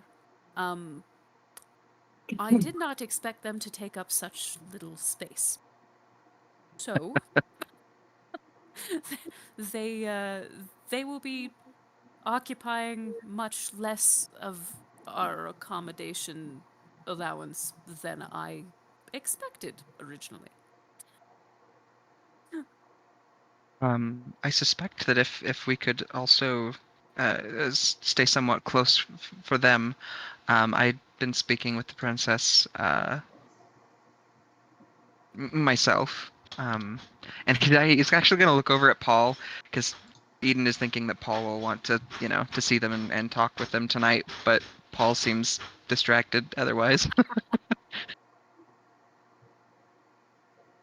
Huh. Lord, I don't know what their schedule is when they're planning to depart, but if we're departing at the same time and headed in the same direction, we'd be more than happy to take them as far as we can to shorten their travel time. So Mhm. oh goodness, we will teleport them. I had no idea that travel would be such an ordeal. I anticipated that it would be more like a normal. This has been an interesting surprise to me. When we were requested an audience, I anticipated almost anything but that. So I should have known by one of our resident know-it-alls. She kind of looks over at Siu, and his response to our upcoming negotiations that would be an interesting meeting, and perhaps should have asked him in greater detail, which he might have offered me, so that I didn't make a fool of myself. Just returns back her attention as Siu kind of slinks down awkwardly in his chair. Um, If it makes a but difference, I don't think that they were at all offended. I don't believe that they were either. I was just fully taken aback. I had no idea to expect that. Um, but but yes, we will be teleporting them back to their home. We anticipate that the negotiations should take somewhere in the vicinity of 3 to 4 days to be able to lay out contracts and things like that, and uh, have everyone feeling very secure in the deal before we leave. So we are willing to take whatever time it is uh, that would satisfy that requirement. But I anticipate just legalese, paperwork, things to that effect. Uh, 3 to 4 days would be standard with things running smoothly, and I don't see any reason why they wouldn't. I imagine we'll probably be on the road before So, then. But Yes, if you would like to stay close to them, though, you may stay in the palace. The space is very accommodating for that. It just means yeah, that a there second. will be. Don't be sorry, it's fine. Oh, Oh, sorry, I thought I muted myself there. I need to go deal with my son who is currently kicking his door, so I will be back. no problem. That's the problematic part of that age. that's true. One of them. Um, but oh, I forgot where I was in that. Oh, we are happy to provide shared space for you. The accommodations will be very comfortable. Just several of them will end up being shared spaces. So as long as you don't mind that, we'll put you up here so that you can be close to your new friends. It's very kind, and we're used to sharing space, so that's no problem. Excellent. If you'll excuse me, I'm going to return to the business at hand, and leave you in these gentlemen's capable hands. Looking back to see you and Callan, and then looking over to Demira where she's sitting next to Paul, and just smiles and shakes her head and leaves the room. Um, well, friends, uh, all things considered, I suppose I should ensure that you have everything that you need to be settled for the evening. There's still probably another couple of hours before dinner is served. And shortly thereafter, my husband will have returned, and I can make formal introductions so that you can get things on their way with that. Um, if you'll come along, I will show you to your rooms. Um, do you wish to stay in the same rooms with the delegation of Nebby? I think just close by them would be nice if that can be accommodated. Very, very much so. It would be a very easy thing to do. Well, come along with me then, and he'll gesture for you to step out. Yes, Tevin? I don't suppose that there is a smithy or a workshop close at hand. I have some ideas for our diminutive friends that I'd like to put hammer to. Well, conveniently, the smithy that your comrade's brother has worked with as an apprentice is thoroughly attached to this castle, Excellent. kind of literally. Um, so I will happily make introductions once I've shown you to the space that you will be occupying for the evening. Excellent. Thank you. And he'll gesture for all of you to come out. Demira will look at Paul and give him a little bit of a gracious bow. Like, I'll continue working on dinner and see you this evening. Bye-bye. I love it. But bye. She'll repeat it kind of awkwardly, not sure what the traditional parting salutation would be. Uh, so she'll slide her way back into the kitchen very delicately and continue her job. Once she's like left the room, Paul looks down at his tea, which is cold now, and just goes, just pours it out.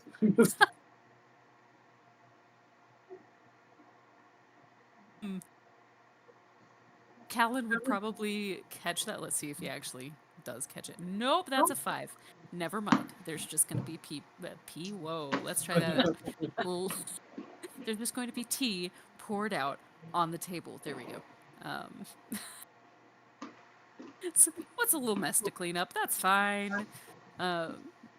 So Callan will show you guys to your chambers.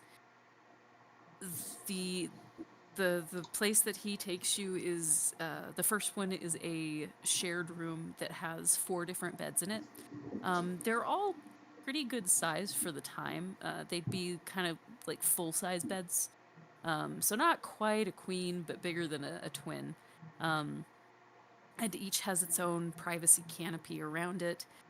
Very, very like lush, nice bedding. And the room is beautiful in and of itself. Like each one has a dresser, each one has like its own little miniature wardrobe. And each has a kind of like a little vanity dressing station that has a curtain pulled against the wall so that if you wanted to, you could have privacy there too. The ceilings are probably about 12 feet here. Elaborate, like filigree carvings accent the wall in different spaces, and there are paintings of.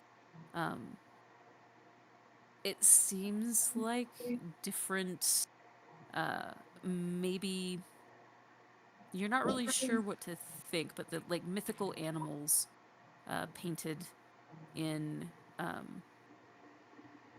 these beautiful kind of chiaroscuro kind of paintings with the deep lights and darks.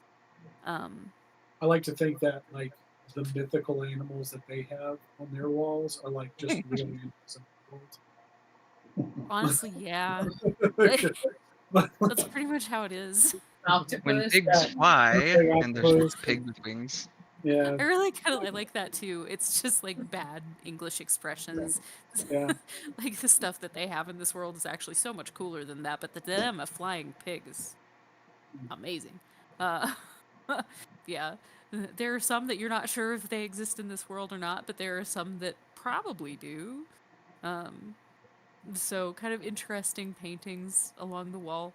So this one has space for 4, um, which yeah, and then there would be another one very similar. You gather that these are chambers that would be used for special guard or things to that effect. Like they want to be treated very well, but they would not necessarily themselves be considered royalty, or like royal children if there were like children of diplomats or something like that visiting along with their parents, they would probably be put in these spaces. So a very similar situation with the other room.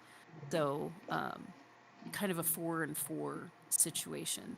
And you hear that the Council of Nimby is going to be sharing the kind of executive suite, if you will, upstairs. um, it's going to be massively too big for them, but all of them can enjoy the space immensely. Uh, so yeah, there'll be just a flight of stairs up from you guys, pretty much, and very easily accessible. So Callan will invite you to any of your belongings that you want to put down for right now.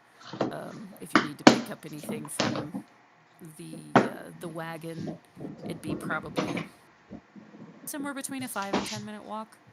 Um, not horrendously far. Um, so with that, you have become familiarized with your accommodations for the evening. I would probably go back out to the wagon and just grab like a quick set of relatively fine tools, like fine work tools, small work.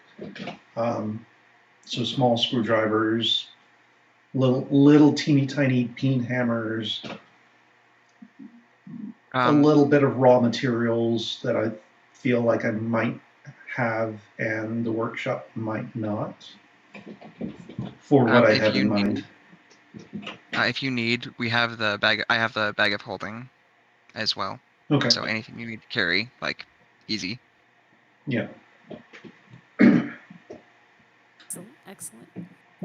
Yeah, so you're able to get that, no problem. When you get back,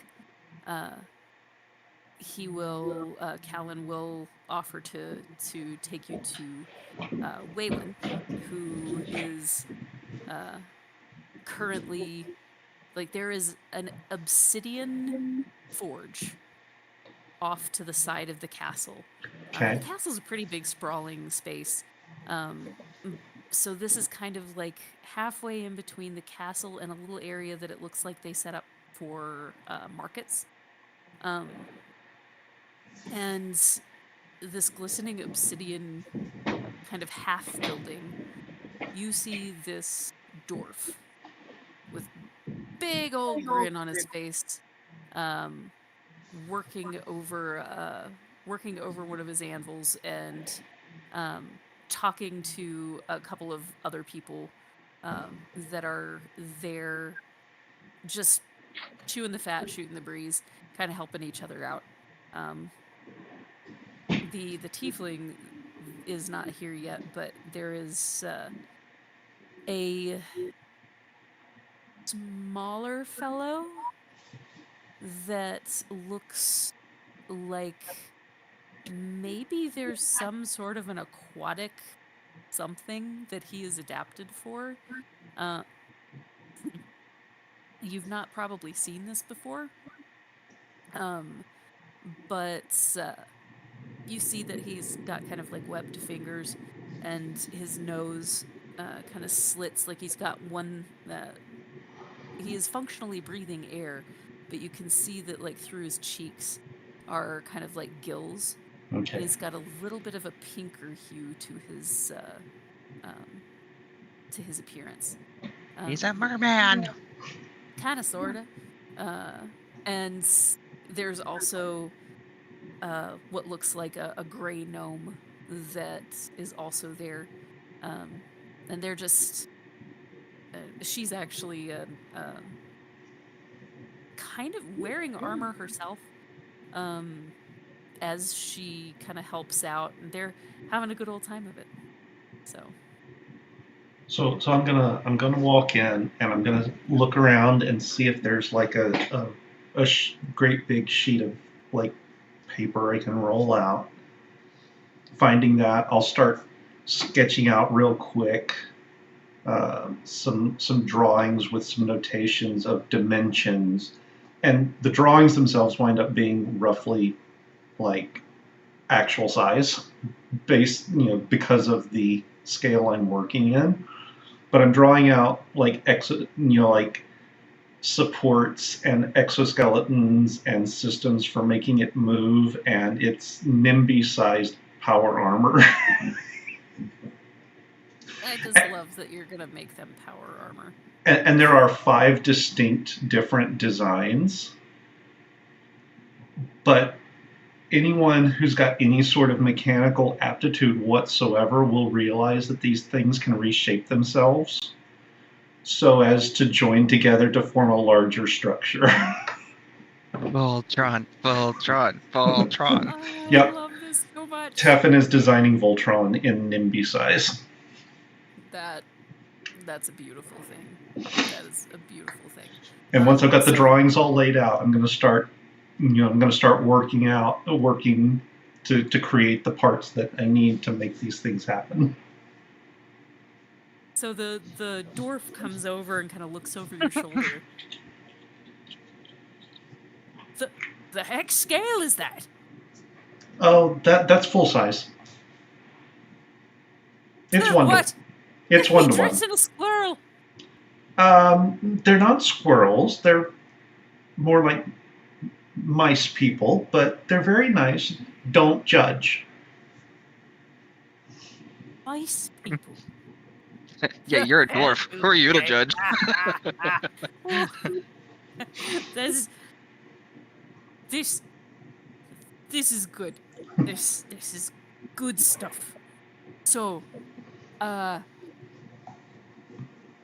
who's your boss? I have no boss. I work for myself. Really? Mm-hmm. So, you do these things often? Not often, but I recently met the delegation from NIMBY and heard some of their stories and felt like this could be useful for them. You're no relation to Isanji. No, I've not had the pleasure yet of meeting Asanji. He's gonna love you, lad. That's amazing. Would you mind me tagging along when you present your I don't know what you call this. Haven't come up with a name yet. I'd like Still to see working what on there's- that part. Of course, certainly. Excellent. So as you're working, you can also tell that some of the stuff that he is working on is some crazy high-level magic stuff. Hmm. Usually because he is starting with very high-level material, like magical Right. material first. He's not necessarily enchanting it as he goes. Right. He is starting with something that is already highly magical and turning it into um, whatever it is he is working on. But it is impressive weaponry, impressive armaments. You have probably not seen things to this quality before.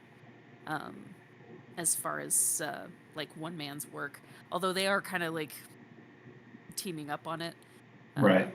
So not exactly accurate to call it one man's work, but they are actively working on that particular type of project. There is a spear that they are currently working on that is made of a substance you can't immediately identify without probably casting a spell. If you end up talking to him about it, he'll let you know, but if it's just mainly just a watching and learning kind of a thing while you're in between your own. Yeah, I'd probably just watching and sort of, you know,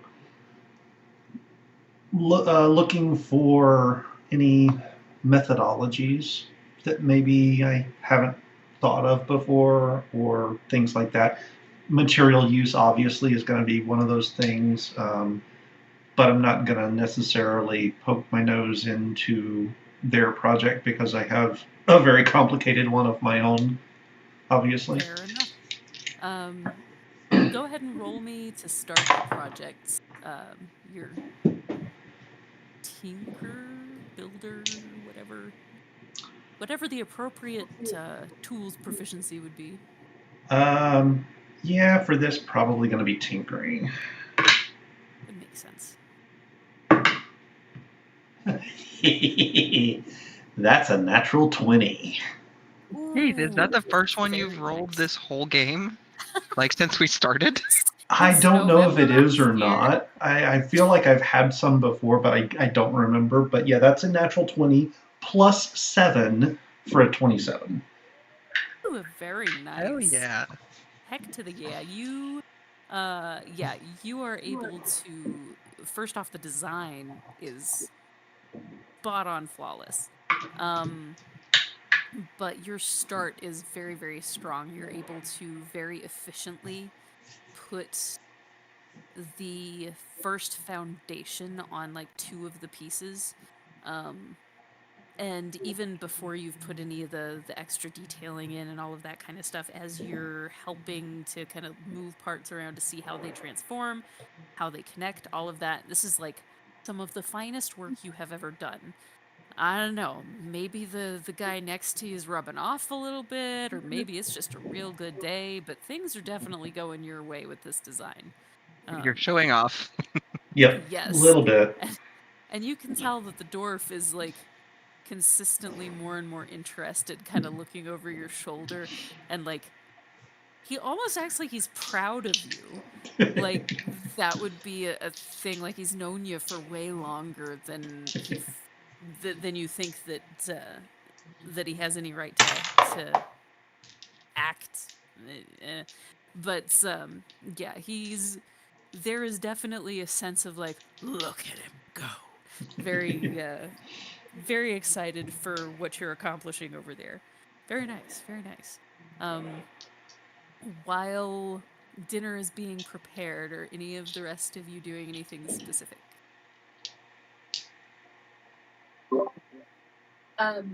While we're in the room, starting with Paul, between my disguise kit and those really awesome paints that I have, where I can like just paint things into being, I'm gonna start putting us together some like semi decent clothes to wear to dinner tonight. Paul's got really nice clothes on, right? Because I'm sure the clothes that dude brought him were probably pretty quality Or clothes. Mm-hmm. but are they Yes. like nice dinner clothes or Yes, Antony was not sure what to ask for, so he just went top of the line, like dinner ready apparel, to make sure that, like, he would have rather had you overdressed than underdressed. And like, you don't know this yet, but Callan is one of the best tailors in this area. He kind of has a lot of different odd jobs that he does at the castle, and that is one of them that he does just Tailoring because is he one of enjoys it. them. Yeah, he enjoys it, so they let him do it almost more as a stress relief most of the time because he gets some joy out of it. So he did not realize, like, Antony just was like, "Oh, and this is a thing that we need," and he just handed him what he asked for. So those were handmade by the in-house tailor in the castle. Fair enough.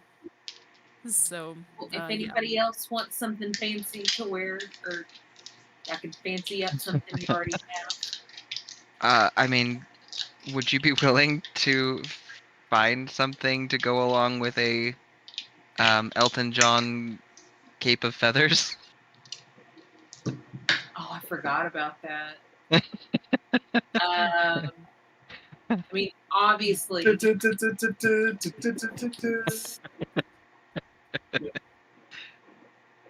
I feel like I could fashion you. I'm gonna make you the sunglasses, Oh, yeah. the big pink Yes. sunglasses. Yeah, and a feather boa Perfect.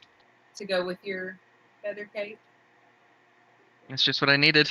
You will be noticed. You notice. From about a mile away. Anybody else needs anything, I guess I'll message Teffin on the jewelry and be like, "Do you have anything to wear to dinner tonight that's like nice?"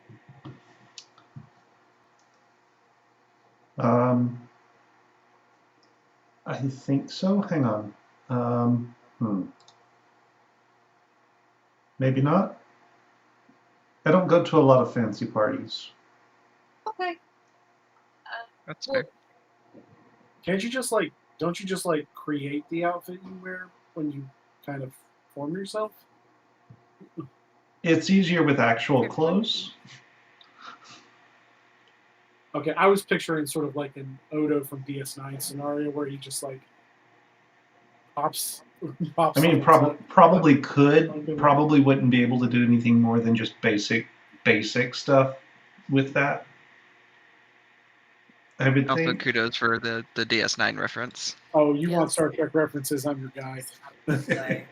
That's what I've been thinking of this entire time when he talks about being Bucket Boy, pretty much, and all. I mean, that. that's where I got it I'm from. imagining Odo, yeah. That's from day one. The moment he said I sleep in a bucket, I'm like, Odo. Odo. Yep. Absolutely. Scylla would also ask, like, she has nicer clothes, but she does not, like, she's got her adventuring clothes and one set of kind of nice clothes, but nothing that you would necessarily be wearing to dinner at a castle. Paul talks into his belly button ring because that's the piece of jewelry Young gave him. Still not really knowing how this stuff works that well. They have free clothes here. The clothes are free here. You can just get free clothes. Is that You have to walk around naked first to get the free clothes. Okay. What's the problem?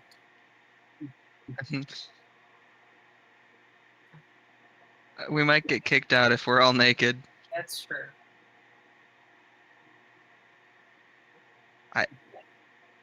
Go ahead. No, that I don't know how to respond. I was going to say we might actually just get invited to more parties if we're all walking around naked. It'd be a very But- different kind of party. Yeah. I mean, the queen might party. We don't know. True, you don't? Yeah, they might throw down here. So. There's only one way to find out, I guess. Jeez. There's so many ways this could go terribly wrong. As we all end up in prison, indecent exposure. Yep. That's amazing. So yeah, Scylla will ask. Eric has something that he's reasonably sure would do well enough. But yeah, Scylla would have you do something for her. I can fancy it up a little bit. I'm going to fancy up my clothes, and I'll start working on something for Teffin. And then if it, push comes to shove, I can what? Yeah. Push comes to shove, I can. Oh, I guess I could only do that for myself. Never mind. I was gonna say I could do disguise self, but that doesn't work on anybody else. Right. Yeah.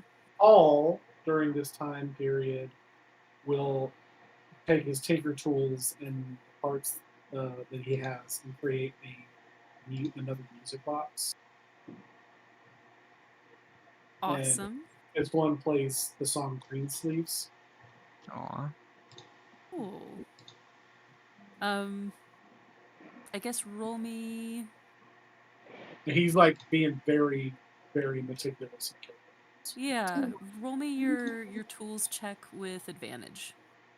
Because you've already done this once, so I imagine that you're probably only getting better. That's a 21. Yeah, very nice, very nice. It's a beautiful box. You have excellent craftsmanship with it. Well done, sir. Well Yeah, I like to think that I take like some of the wood from just some of the furniture that's in the room. I am unshocked. Oh, that's Paul. Have you made one of those before? No, this is the first time I've made this one. Oh, okay. Never mind. I don't remember where I got this. And he'll pull out the other music box that you made from the bag of holding.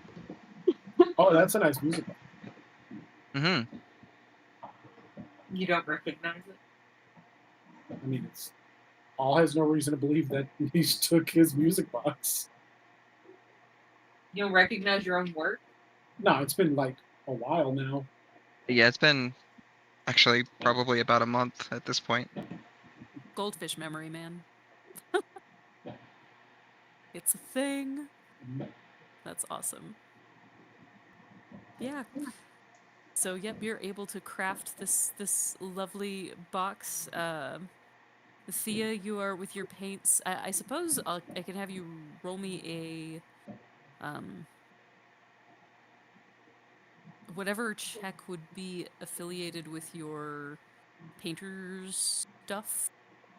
You're gonna have proficiency. He'd probably be like X or something.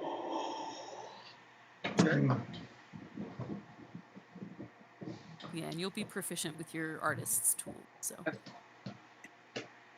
Oh, that's not good. Oh, I can't guide myself after the fact. Oh, that's a 10. We're gonna put this it could dice. be worse.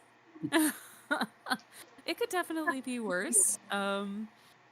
Like they are not nearly of the quality that you would have liked, but they are still probably nicer than wearing your adventuring clothes to dinner. They'll be a little ill-fitting, but the idea of them is nice. It's not quite so But Paul is looking sharp. yeah, Paul is probably like the best looking one of you at this point. wait, so maybe that was only for Eden's clothes though, and it's just bad because of what it is we're doing. Honestly, if you want to make rolls for each of them independently, you may. I was going for tacky chic, you know. Tacky chic. Tacky chic. But Elton alright. John. Elton John. Oh, that's better. That's a non-natural 20. Oh, very, very nice. Yeah, so the next one that you come up with, whether it's for Teffin or for Scylla, you can decide. Comes out quite nicely. Let's see. Oh, this one will be even better. 23. Thank you. Nah. Very nice. Very nice. Yeah, so like the other two come out pretty well. So yeah, we're going with the Eden's was intentionally odd. Because of what it was. And it is Exactly that. It is on point for the look that he's going for. You know, it's like a pancake. Like the first one is just kind of wonky looking. So Right. Yeah. Well, use your glass. So in Russian, they actually have a saying. So they say "первый блин," which is like the first pancake or the first blin, which are sort of like crepes. But when they say that, it's always like, oh yeah. The beginning is always terrible. Always wonky. Always wonky. I love that. That's fabulous that they actually have that as an expression. Expression. It's a fresh pancake. That's fabulous. Yeah, so you successfully create clothes for dinner for everybody. And Tevin, do you keep track of time well enough to go back and meet everybody up? Um, Is yeah, that a no? yeah, I would. Okay. So yeah, you guys are able to be set and ready in time for dinner, and Anthony will announce to the house like you are invited to the dining room. Dinner will be set for us. He'll bow and kind of go collect the delegation of Nembi. I assume I still have Waiting some on- work to do on. Yeah. I didn't want to talk while you were listening for No. I just thought I heard him. Ah, But I just wanted to make sure. gotcha, I- gotcha. I assume I still have some work to do on these before I can finish them and present them. Oh yeah, like this is detailed enough work, and there are enough of them that it'll probably take like another day to. Okay. So like not bad, given that you are working with not a lot of material. Like there's not as much that you have to bend and shape things and all of that kind of stuff. Um, but it's still meticulous work, so you've got a couple Yeah. days work on it. Yeah, so you guys go into the dining room. It is laid out with one of the biggest smorgasbords that you have ever seen. There are there is something that looks akin to a roast. There is a small chunk out of the side of it. But there's this very large roast that looks like maybe it had come from something the size of a jub bird. It does not look like the same kind of meat though that Paul tried to eat raw. Well, successfully ate raw actually. Um, there are like different salads that look like they mainly include like flowers with some other greens involved. Uh, tuber vegetables that are prepared in kind of big slices that have sauce in between. Just like this huge feast, and it smells delicious.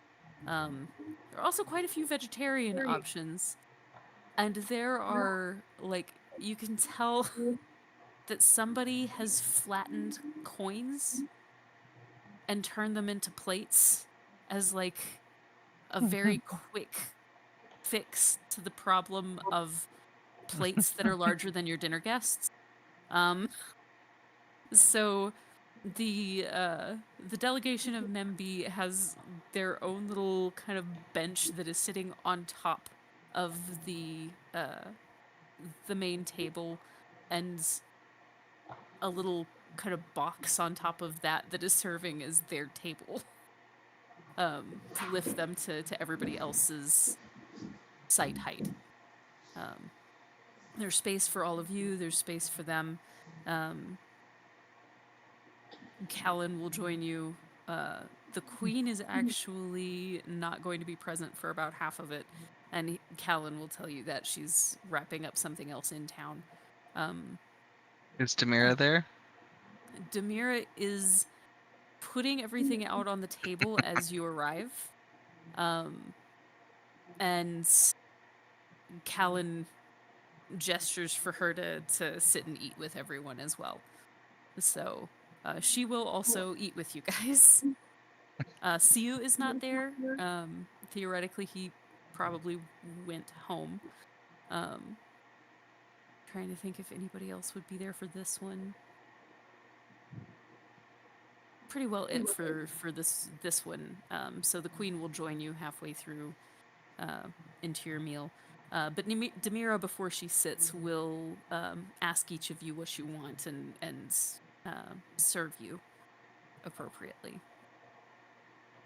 So she makes the rounds and asks you guys what you want and will do so. Paul, how do you respond? Embarrassingly, just like whatever you make, is I'm sure it's great.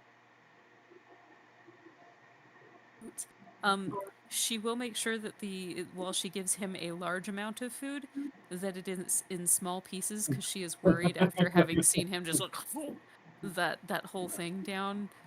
She is kind of worried about his health. So it's like having your mom cut your steak for you or something when you're little. She'll make sure that things are in small enough bites that if he accidentally vacuums it, he's not very likely to choke on it. And will probably end up sitting across from him. So So is yeah. it, Paul? How obvious is it that she is the reason that he's being awkward? I mean, probably he pretty much goes bright pink just about any time she talks to him. Okay, That's cute. making note of that.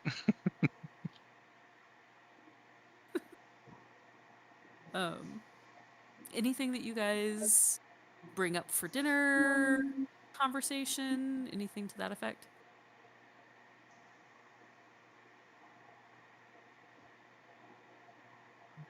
Paul's gorging himself. He's not much for conversation. Guys are just gonna have to like roll Paul back to the bedroom. Because I would Yeah. ask him to see how the negotiations are going. Very well. I think that the queen was well prepared for. It did not take much effort to secure her enthusiasm for the deal. So I think that when it was originally pitched to her, she had already made up her mind that this was something that she wanted. So Good. it's more in line with the idea of details. And Smonset is helping a lot make sure that I am saying the right things for the details, but he's letting me say them first and then just correcting where he needs to. So I think it's going really well. Good. I'm glad. Smonset nods and was like, She's doing excellently. She handles herself very, very dignified, and that's not the correct grammar, but with great dignity, and is a brilliant representation of our people. I am very proud today. they're you can definitely tell that they are celebrating a victory in this. Like it's In between bites, pause. When are you guys going to be going back home? Particular deal is done. So, I think the queen said by the end of the week, probably 3 to 4 days. A little longer if there are more details to unravel. But I think that is the projected timeline.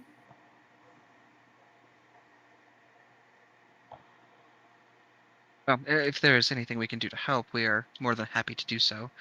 If we can manage it, of course, within the scope of our current mission. Find out more, I will happily let you know. Thank you so much. Also, you look hilarious. How do you mean? You look almost like a jub bird that fell into a costume shop. That a good thing? I think so. It's delightful.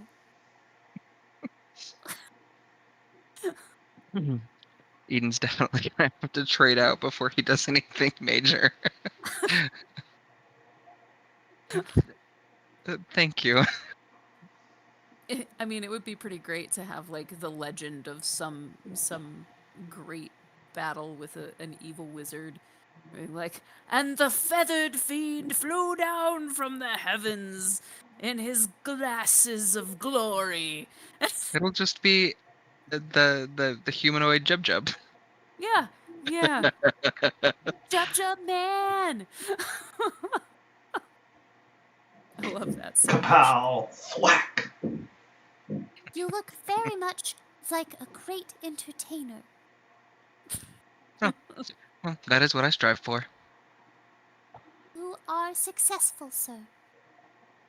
She'll give you a little bow. Speaking of which, so Eden will sort of like plow through his food as quick as he can, so that he can have his hands free to like play quiet dinner music. Nice, nice. Um, Somewhere in this general time frame, the queen will come in. Those who work at the castle stand automatically, but she, like, kind of be seated. I mean, Teffin would joins rise as well. Yeah. She will tell everyone to be seated and join in. Roll me your performance, Eden. Okie dokie. Without any bardic inspirations, I usually like almost exclusively I add those on these, but Take a guidance. ooh, Got it. yay! It's a D4, right? Yes. Come on. Ah, my phone is freezing. Does somebody else want to roll a D20 for me? I can't. I I'm gonna have can't to restart promise my that phone. it'll be good, but I'll try. That's fine. Yeah, I'd take Danny's if I were you. Dang it. Why does it roll nicely for you? It was a 19. Oh, okay. So 19, 20. So that's a 30, and then a D4. Jeez, man. Uh, it, I can't. So I can't roll a D4 either. Could somebody roll that? Uh-oh. What do you need us to do? D4. Just a D4 for your guidance. 1. Oh, okay. So 31. 31. God, man. Um, so it's so good. It's so good. Um, and at some point through the festivities and the feast, Princess C will look over at you really excitedly, and you can see like under the little upside down box, her like she lifts her skirt so that you can see her ankles, and she moves her feet like she's dancing to kind of be like, "You dancing music?" Question mark. So Eden will nod yes, but then he'll ask. um, After dinner, would there be a chance for dancing? I understand that our young CU loves to dance. Well, Siu is home, but we can have him join us after dinner, of course.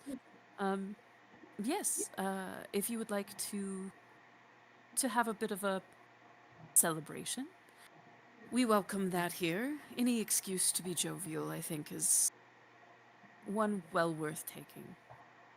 In honor of the newfound relationship between the the Townspeople. what was that? Lenby? Yeah, I'm not familiar with the terms that one would use for either of these countries. But in honor of their new union,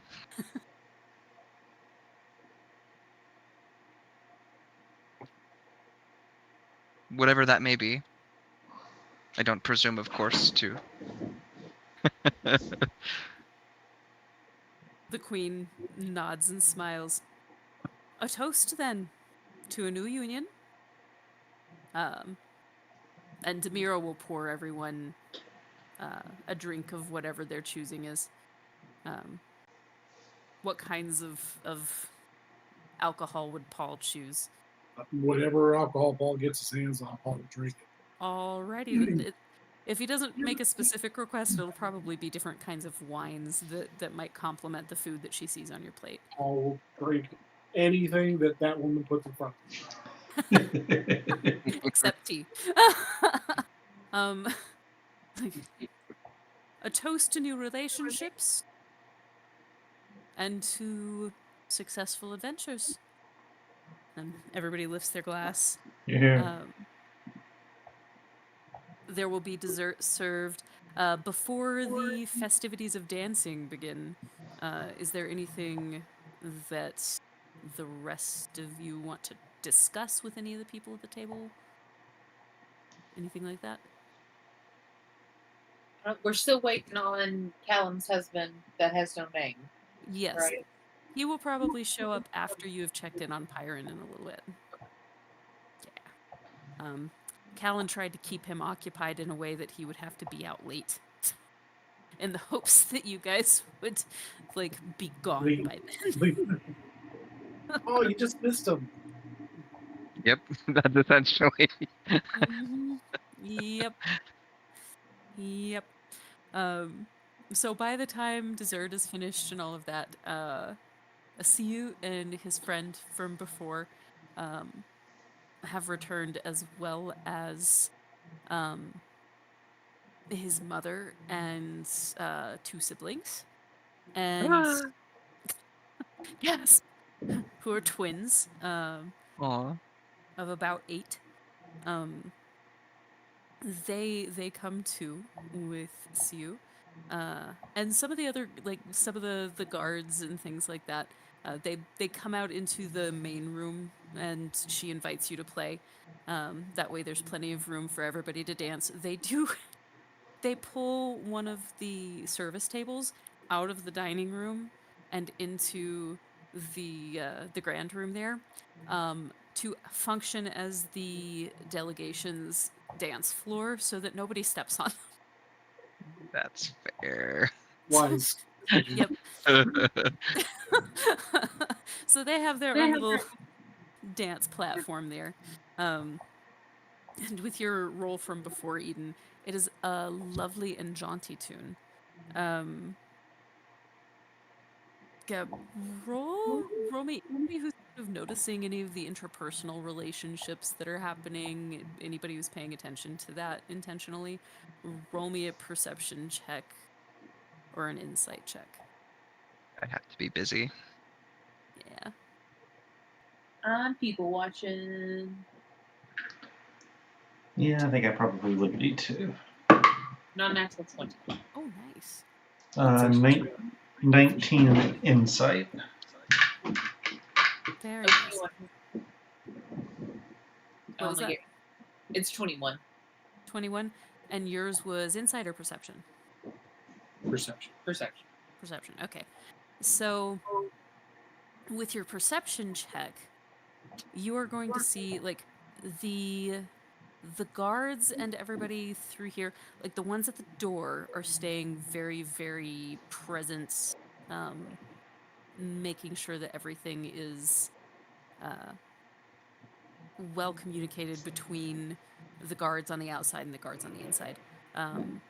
But you can kind of tell that while the guards take their jobs seriously, the other guards, they are accustomed to a level of like comfort in ease of communication. Like, this is not one of those places where the guards and wait staff are treated as just subordinates. Lesser, yeah. Yeah, they're not treated as lesser, and as such, like the people that are dancing and things to that effect, like will frequently go over to them. Occasionally, like one will spin one of the guards around with them, things like that. It's a really good environment. Perception wise, you also notice at this point that there is an interesting family resemblance between Callan and Eric. It is a little hidden in the fact that Eric's skin tone and hair tone is much darker, and he has kind of an odd green eye, but he's still got like the spark of gold like a celestial would have. But their facial structure is really similar. That's kind of an interesting thing to note. It also, like, you can definitely pick up different cultures' dancing styles a little bit more with this, and the Renethri are incredibly fluid, and the others seem more structured in their knowledge of like how you're supposed to dance and things like that. And the mice are adorable. They you can kind of tell that like kind of really jaunty clogging is kind of their vibe. They're really good at it. It's very kind of halfway in between like Holland clogging and Irish dance. So kind of a mix of those two styles. With your insight check, you pick up that that Siu's mother is a bit confused at looking at Eric, and also is paying a lot of attention to Eden. Beyond just listening to the music, is very cautious in how she seems to be perceiving Eden. There's something that makes her nervous there. She's nervous about Eden. Yeah. Yeah, there's a little bit of nervousness there. She's... You wouldn't call her timid, but she is very cautious in just how she's observing things. That said, she is still very much participating. And it seems partially that the Queen is paying an exceptional amount of attention to the delegation of Nembi to make sure that they feel comfortable. Like, the Queen might not normally have done this, but she is very closely watching Princess C to make sure that Princess C is having a good time and feels at ease in her presence. You get the impression that the Queen knew how nervous she was and is trying intentionally, very mindfully, to try to disengage that tension. So, yeah, those are the little tidbits you get. Eden, everybody loves your playing. Paul, do you dance? Nope. No dancing? Paul's not really a dancer. Dang. I could feel Eden hoping. Yeah. Paul kind of stands in the corner of the place a little shy, and then when he sees an opportunity, he is going to give the music box to what's her name? Demira. Mira. And then he's going to be like, literally mumbling, "I made this for you." And then when she takes it and she looks at it, he's literally going to bolt out of just nervousness and just be gone. Like when I say boat, I mean like full speed, bonus action dash, bonus action dash, and yeah. Like you leave the dance. Yeah, like just gone. Like Batman after you turn your back on Patton. She looks at it and looks back up, like genuinely deeply touched to tell you thank you, and you're not there. Yeah. I, I, huh. Thank you. And Which, with your hearing, you might actually catch even. maybe. Sia's mom looks over and kind of like gives her an eyebrow upward.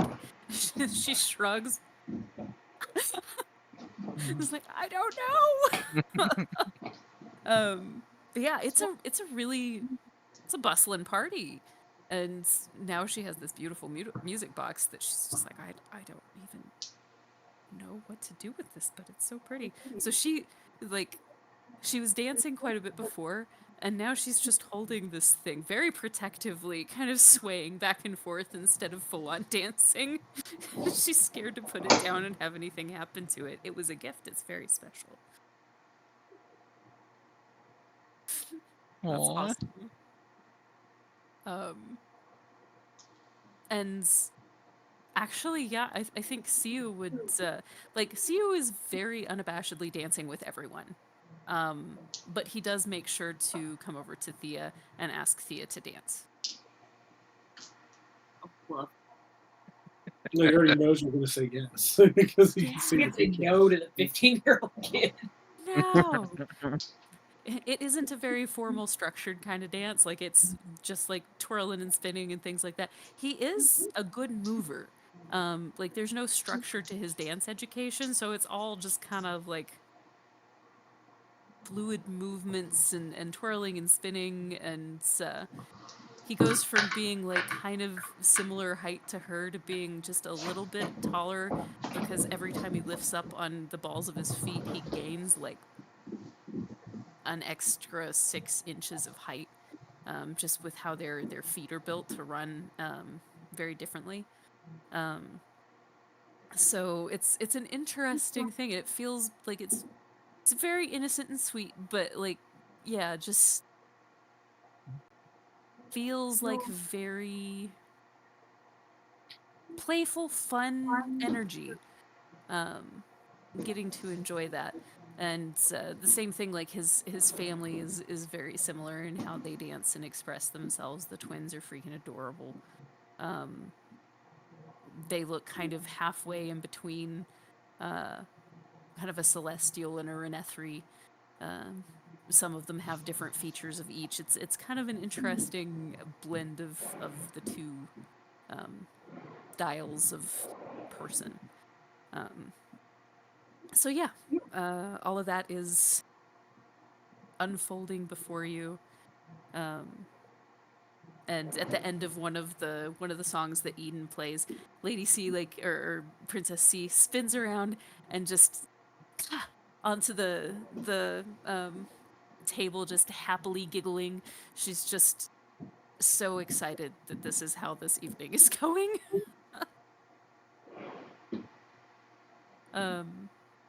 So you guys get to have your dance party. As things... Ooh. At one point during it, Teffin is going to go over to the table and find the general. The fighter? Mhm. Imogen. Imogen, and put his hand out for her to climb up on, and he's gonna be swinging around the floor, and he's gonna be doing this with her, and he's going to be subtly like the conversation is sort of getting a sense of how they fight and what their fighters need, and taking note of things to build into the mechs that he's building. So yeah, this might be part of where you get more details about like their swarming techniques and things like that. There are different kinds of swarming directed towards different goals in fights. So this would be probably a good place where you would be getting that kind of thing. And you'd have been talking about that a little bit with Paul anyway, because... Right, and just filling in details that Paul did not get. Yeah, absolutely. Since you weren't really involving yourself in those conversations. Well, I was So, busy yeah. driving the cart. Yeah. Yes, rightly so. You should not distracted drive, No. especially when the distractions are that cute. It's Yep. it's a thing. It's a danger. So yeah, you're able to kind of glean more. She at some point she starts kind of looking at you funny. It's like, This is our dancing conversation. Just professional curiosity. I I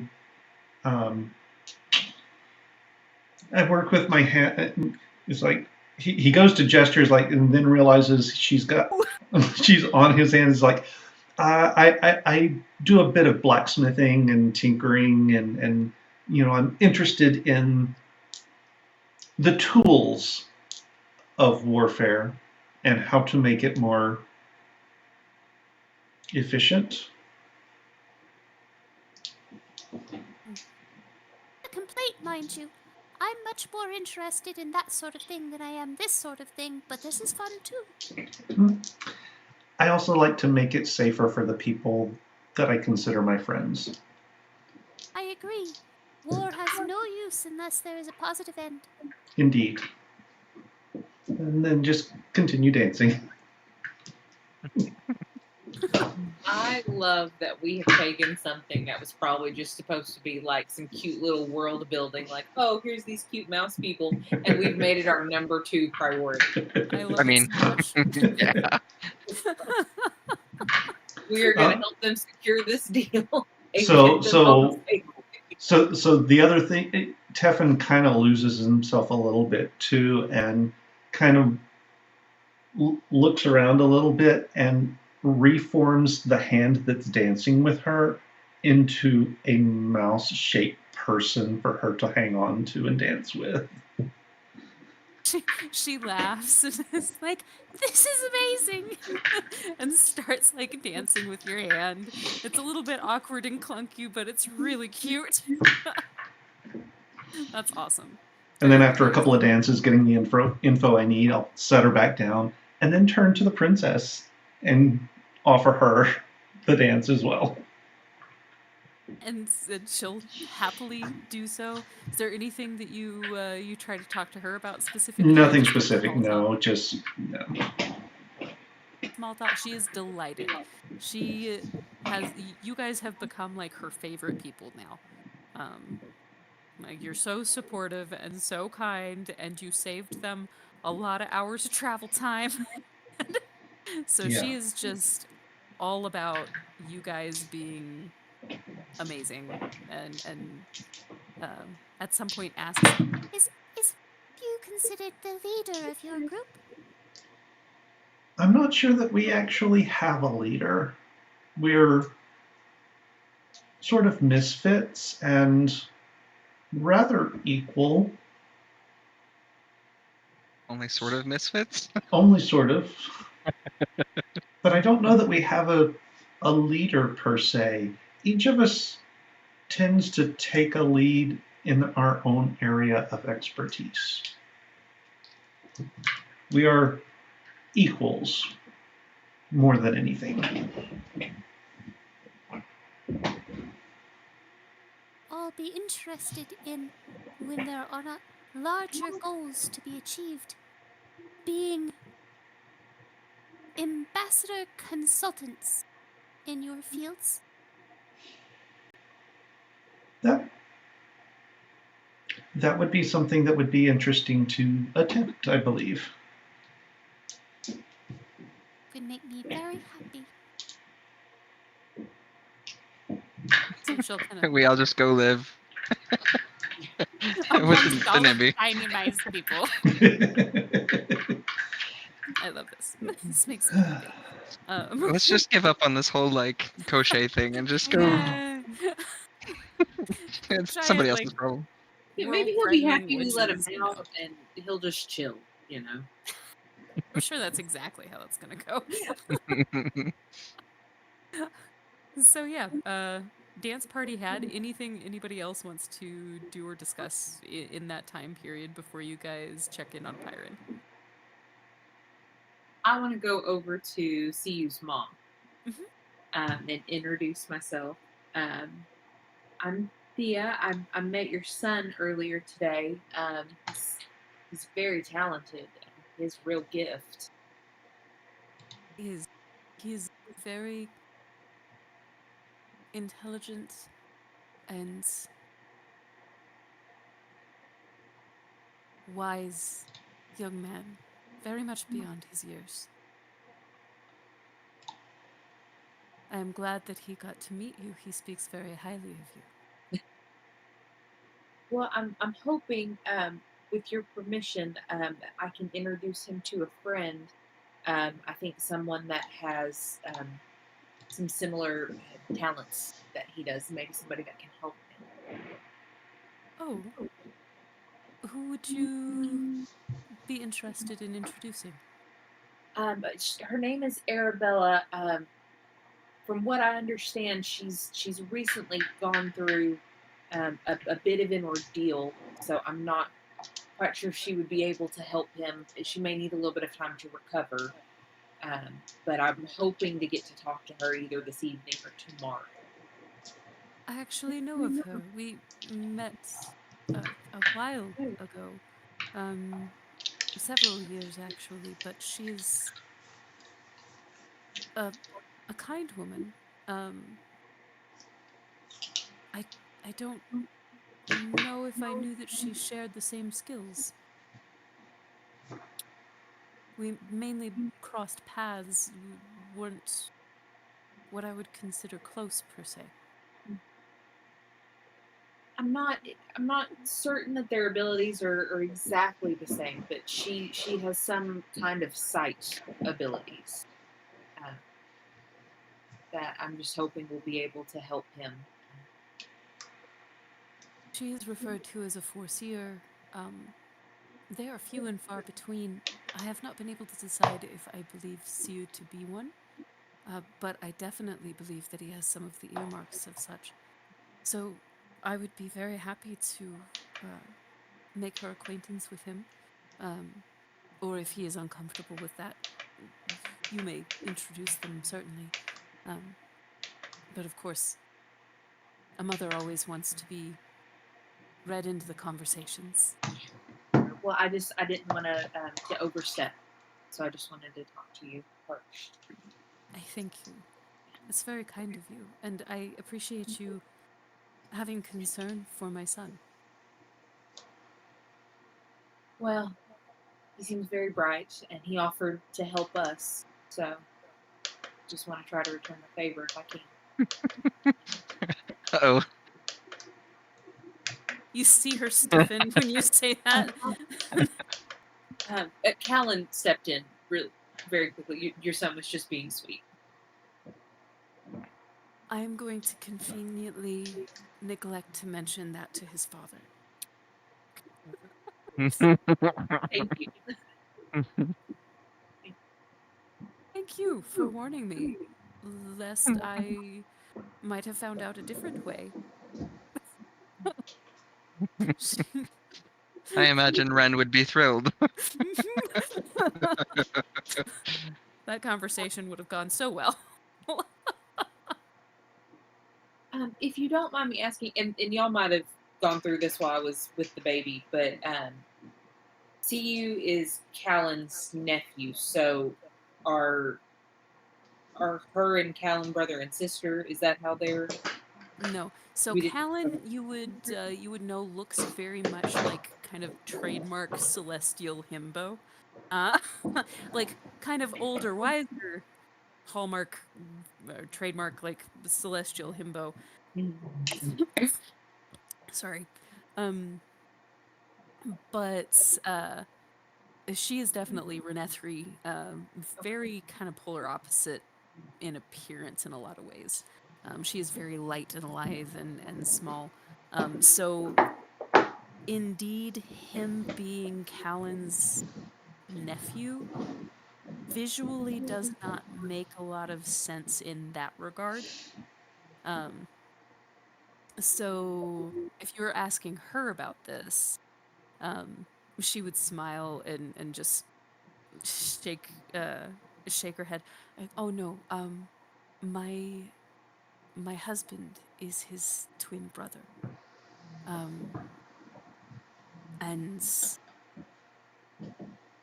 while he is not Siu's father biologically, he has been his closest father figure for many years now. So while we still honor and respect the memory of his true father,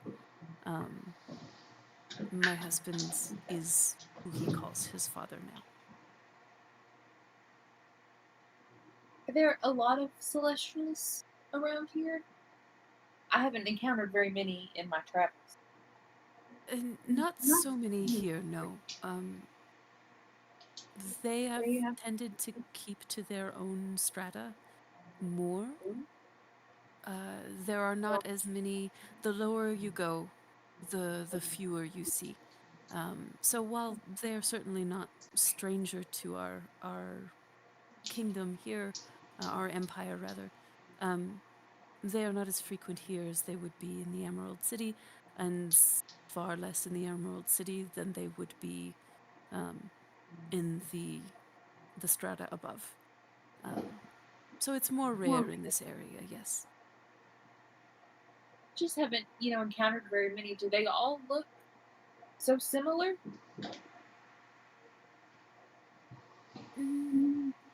Not precisely. Some of them have.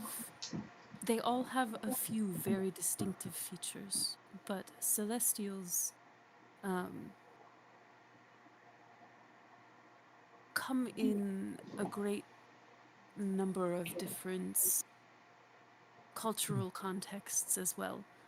There are celestial nomads that often have very dark skin and gilded tattoos. Many of the city dwellers look like my brother-in-law, and my husband to a degree. But they all have the halo in their eyes. That spark of gold is something that is consistent between them. And many of them are larger built as well. Myren is more svelte than his brother, but they are still very similar in size otherwise, just lifestyle differences. So many of them tend to be on the larger side. Not all, but many. It makes me so happy.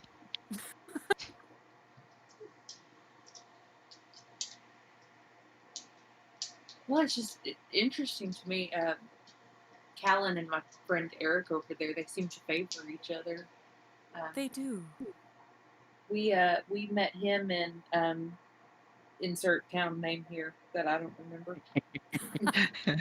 The mining town that we were in. Yeah. Would have been Song. Song. Yep. Yeah, we picked him up in Song, and he's just been a good companion traveling around with us since then. But he's is he? He's the first Celestial I've ever met, so I didn't know if they all kind of favored or. Interesting. The resemblance is uncanny, really. I mean, of course, they are very different. You see in skin tone and such, but I am. Do you perhaps believe in the idea that people have what do they call it? Doppelgangers, but I think that there's a real doppelganger and a false doppelganger. The false doppelganger where someone in the world looks just like them in some ways. Sure. I don't know if I think that that's true or not, but it is eerie, some of the similarities. But he has been a good companion to you all? Yeah, he's come in handy. He's helped us out in a few of the scraps we've gotten into. Well, I'm very glad for that. Hasn't started too many, bar fights, unlike my other companion that ran out of here a few minutes ago. Go on. The little one, yeah. He seems so timid. I throw my head back and laugh. She laughs in response to your laughter. I take it that is a skewed response then. Oh. Yeah, I'm not sure what's it. Maybe he's not feeling good. I'm not sure what's up with him. And I'm sorry, go ahead. She just says interesting. And then another one of my companions is over there dancing with Princess C from the delegation that came in to talk with the Queen. And then Eden over there is playing the music. He's an excellent musician. He reminds me of someone else that we know. Just a wee bit, a similar feeling that I get being around him, I suppose. Not that I've been around him long, but there's an energy about a person, you know? Who's that? She's a friend who's sometimes adventured with, my husband and the team that he often is with for assignments. And she is a different kind of tiefling. I hesitate to say where it is not my place, but I have a very different set of abilities with charm than others. And it is This is good information that Eden doesn't actually that Eden have. doesn't have. As it's an I love how interesting all of us. responsibility.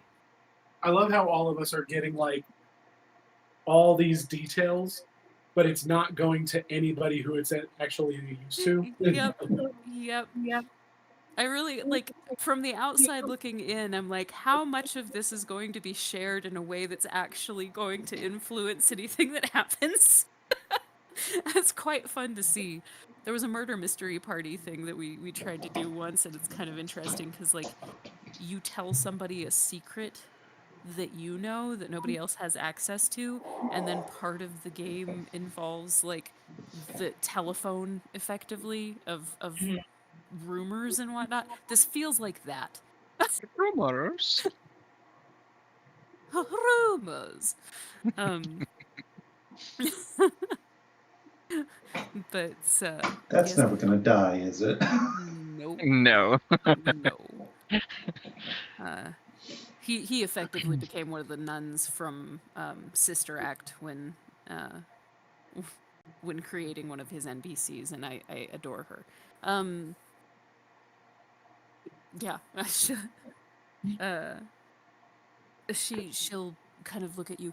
You are making introductions for my son. If you would think that your friends would be interested in speaking to someone that might have, I don't know, a home connection or some sort of a connection, I could introduce her. Oh yeah, I think he would like that. Very well. I will see if she is available tomorrow and try to make introductions then. Very good. And I'm sorry, what did you say? That it just Eden reminds her of another tiefling. They just like have the same kind of energy. Is that what you said? Yeah, and she's being kind of cagey about what that energy is. Very intentionally, like with your kind of perception, you can pick up the body language. Like she doesn't want to share more than anybody would be comfortable with her sharing. She doesn't know what Eden knows and has told you, and doesn't know how much her friend would be open to discussing without talking to her first. Just collecting information here. All the little details. All the small things. I feel like Rating's going to be like a conspiracy theorist in this game at some point. I think inside of Teffin's wagon, I'm gonna have like the pictures with the strings. Yep, the red On the- strings everywhere. Absolutely. Smoking a Absolutely. cigarette. It all makes sense. Aliens. So yeah, you were able to glean that little bit. Is there anything else that you are asking about? No, I'll just make casual conversation and then just let it play out. I guess we'll try to get together sometime tomorrow and make the introductions. She'll invite you depending on she tells you where you can find her in case your plans need to change based on what you find out later on. Um, but she'll invite you to a restaurant in town for lunch to be able to introduce Eden to her friend. And she is willing to come to you guys to talk to Arabella depending on how she's feeling, if she's feeling up to it. Okay. I'll tell her just that if something changes, I may contact her with the sending spell. So just if I just pop into your head, don't be alarmed. I It's am just familiar. I will be prepared in case you do so. That's it's good to have warning. Thank you. well, sometimes I forget to warn people, and I can understand why that would be a little confusing. It is alarming. She just nods. Um, so yeah, the evening keeps kind of going on through that as things wind down, and it's a ball. Like she dances with her kids a lot. It's adorable. Everybody has a good time, except for Paul, who is hiding somewhere. Just back in his room. Is back in the room. Um, so yeah, everybody except Paul has a really great time. um, and afterward, once everything is wound down and people have kind of been escorted out, Eden, people are um, keen to give you hugs and praise for your playing, all of that good stuff. Um, very kind compliments. Once And Paul is no longer in the room, Eden will like take off the cloak of feathers and just look more like his normal self. there is quite a bit of like eyebrow raising when this happens from the general public around you. Like oh, that's not bad. Like you go from Just yeah. in my head looking like an Elton John Big Bird hybrid to all of the sudden like Hunky McStud. Uh, but yeah, it's it's pretty it's a pretty fun experience and you are very well received. Um, so yeah, from there, uh, Callan will collect you guys to um, go to the Queen's drawing room. Um, if all of you would like, we can go and visit your friend. He might be uh, difficult to communicate with, and please don't be too terribly alarmed at what it is that you see. He is not himself yet. He is better than he was, and will be better than he is now by tomorrow. It's a process, so bear with the process. Um, Out of curiosity, I think Paul would like to see him as well. Do you know where he's gotten off to by chance? Kitchens. Got it. moment actually, I I can check. He'll like kind of half close his eyes, and you see them go white for a second. No, he's returned to his room. huh. Do you have like an alcohol storage that he might have gotten into, or like Oh, if there was like wine or stuff sitting around when I was zipping out, I definitely grabbed it on the way out. Oh yeah, so if you had just grabbed some from the people kind of serving it and things to that effect, yeah, you probably have a bottle or two of wine. But Callan will be like, there is a wine cellar. I mean, he's not I there now, but there is a wine no. cellar. It might be worth making sure that there's still wine in the wine cellar at some point, but Does the wine cellar have a lock on it? It How is that gonna can soon. Probably a magical lock. That can be arranged. Just it would be advisable. That I'll is try to keep a handle on him, of course. But excellent to know. Yes, thank you. I will try to ensure that that is handled tonight, in fact. But yes, your friend is in his room. If you'd like to collect him and bring him along to the drawing room, it's just this door here. And he'll kind of gesture and open the door and bring the rest of you guys in. okay, and So- Eden will run to go get Paul. As he is doing that, you all see Callan gesture up to the ceiling, and a shelf is going to float down from, like, this looks like a hella tall ceiling. It kind of details vanish up high, and a shelf just kind of floats down to him, and it has a few different, like, boxes that are softly glowing yellow, that have a keyhole on the outside, and on one of them, you can kind of see some writing that seems to fade in and out, but for the most part, they're all just like softly glowing little boxes. Um, Read what? read the writing. I'm not sure if anybody would think to or not. um, but yeah, he'll pull one off, and then just gesture, and the shelf will kind of float back up towards the ceiling. And as it does, you can kind of see there are several different shelves just floating up there that are that have different trinkets and knickknacks and things like that. There is a grand desk here that has some various like files and things like that spread out over it, and some various magical looking items kind of towards the corners. She has cultivated this space to feel very practical, but also very calming to be in.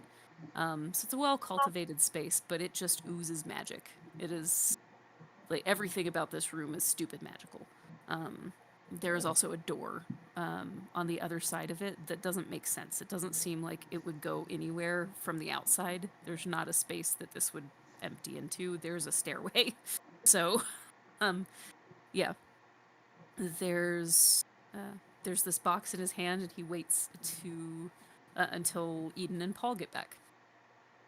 So I don't know if there's an actual conversation that's going to happen there or what. So you tell me. I've forgotten Eden's accent all night. Oops. It happens. I didn't notice. Paul. Yep. We're going to go see. What did Paul know him as? Like the native? Native. Yeah, we're going to go see native. Would you Oh. like to come? Meh. Okay. Why is there going to be a fight? Do you need me? Is there a fight? I certainly hope there will not be any fighting. Oh, well, that's not fun. Will there be more alcohol? I can bring some. Yes, I'll come. Eden will just hand you his flask that he always has, and it has the most awful beer in it. It's he doesn't care. Yep. It's just booze, man. Yep. So yeah, you guys get back into the drawing room, and Callan pulls a chain out of his shirt, and on it is a key. And he'll look to everybody and just be like, "Ladies and gentlemen, if you could please reach out and touch my arm, something to that effect. Um, we will make this little trip together then." And he'll wait for everybody to touch him, and um, Paul can't reach his arm, but Paul slaps his hand right on his ass. Yes. he just this shocks him for a minute as he turns the key, and once he's collected himself enough, he spits out a series of words, and you feel him moving through time and dragging you with him, and it's almost like you feel like somebody has a hook through your belly button and are pulling you through like a pinhole. Sounds It's terrible. yeah, it's not actually painful like that would be, but it's a similar like mental sensation. And you end up in this gently glowing room with a like it's a foyer kind of area that has a keyhole on the wall. He takes the key out and tucks it back into his shirt. Actually, no, he'd still have it out because he has to use it to get into Pyron Cell. And there's a hallway with 3 doors on either side. It's a very like warm, kind of cozy feeling place. If you will, if you'll excuse me, we're going to come down this hall, and it'll be the last door to the right. To the right. I forgot my left and right for a second. But if you'll permit me give you some warnings, he is in a very vulnerable state right now. I cannot promise that he won't lash out at you. None of you have access to your magic in this space. Ooh.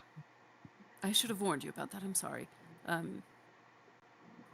This is considered a very safe location, magically speaking.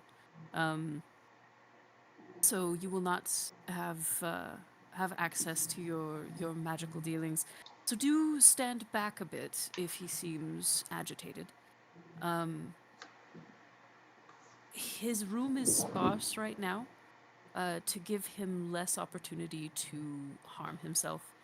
The more calm he becomes, the more this will be remedied. He is not a prisoner per se, but he does have to be restricted and restrained for right now until we are able to get him in control of himself. You understand? So, A medical necessity. indeed, he is being fed well and given as much opportunity to rest and stay well hydrated. All of that. Um, we are treating him very kindly. He's just not allowed much access to any items that could do him harm, which right now could be most things. So, Am I still carrying my axe? Like nobody's made me take any of my weapons off. nope, So nobody has. I actually thought about that just a minute ago. Like, everybody's just kind of like, oh, well, he's made it this far. Apparently, it's okay. They would have taken it from him at the door if it was going to be a problem. Exactly. So yeah, you do still have access to your axe. So he leads you down the hallway and turns the key into the door, and you see in the corner a shape that is vaguely Pyron-like, kind of huddled in the corner.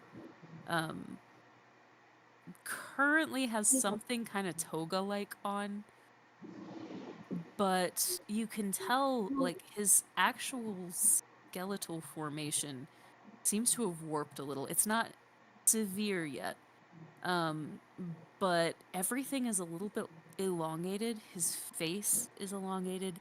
His teeth look kind of sharp, and also longer than they were. and his eyes are fully black. There are places in him where you can see through his skin almost black veins that pop up to the surface, but it's not consistent. It's not an everywhere thing. He looks like he has been heavily sweating for several hours, like somebody is sweating out a fever or something to that effect, and looks reasonably distraught. His fingers are also kind of long and pointed at the ends. It hasn't had time to really make permanent changes, but whatever this thing is that got inside him was at least like altering his form. Pyron, will you roll me a insight check? Oh, he's back. Pyron is back. Why the long face, Pyron? Wow, but Yeah, you look like shit. You said insight? yes. 19. Okay, good. So you're able to recognize these people and realize that they are coming to check on you. That kind of anchors you in your limited capacity for sanity at the moment. So you are able to recognize your friends and see that they're okay, and you recognize that they have concern for you. All but maybe Paul, who might just be interested in the booze. But, you know, kind of the thought that counts, right? Well, you know. So yeah, they are they're coming in to check on you. You are aware that your condition is improving, but it kind of feels like you are fighting with yourself. Like part of you is trying to fight back from the treatment that you're being given to suppress this thing. And so you are nervous about how you will receive their company, but you're also grateful for it. So, Okay. so yeah, you guys all see your Pyron kind of wadded up uncomfortably in the corner. You look like you could use a drink. So Pyron's going to just slowly look up. Am I dreaming? Is this real? You guys You are want, able Yes. to you kind want of me to make pinch you? that out, but it is what he actually sounds like ends up more like dreaming. And like kind of broken English in a much coarser voice. Yeah. But you're able to make out his meaning. Boy. No, I this can- is not a dream. With 100% certainty, I can tell you it's not a dream.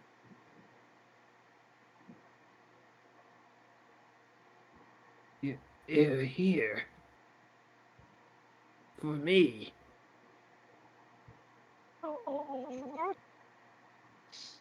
Well, actually, we actually came here for other things, but you just happened to be here.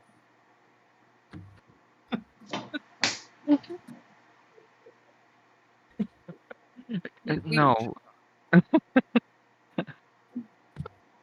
Aaron, I'm so glad to see you. They're doing other things too, but they're here for you, Callan, correct? you guys brought Paul to Yep. come here. This is like Callan's just Like How are Paul you? had no idea that he was here. Like we were coming here for other things. Yep. It's like, oh, pirates here. Okay. Oh, We've had such a good game, and now I remember why I hate Paul. Oh. We've been keeping tabs on you, buddy. How you feeling? I try. Be better. You're That's a doing good well. start. It hurts. It will hurt less and less.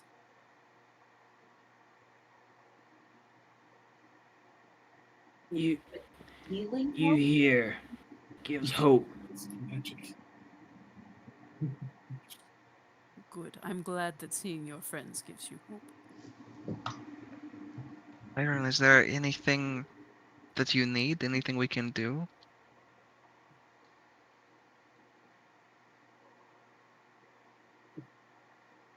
Paul holds out the bottle of wine. I'm going to just Talon take it from takes him. it. Yeah, there you go. I was saying, you look like you could really use it. That comes later. Yes, we need to heal the outside part before we do the inside part. Celebratory wine will happen, I assure you. Need time. Yes. Of course. And he's gonna like slowly just pull up his hand up, just kind of it's a little slight little reach for some type of touch affection. Eden will reach out and take your hand in both of his.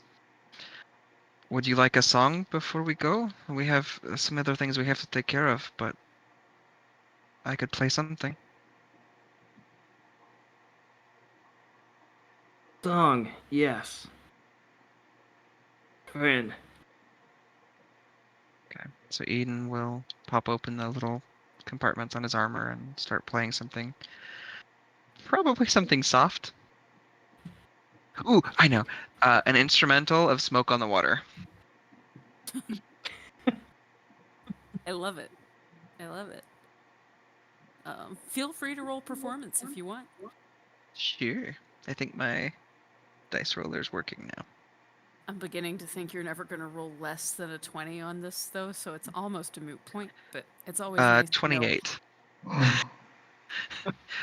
I mean, yeah, I could roll less than 10, but I have a plus 11, and most of the time I use Bardic Inspirations on them, so, like, at least plus 12.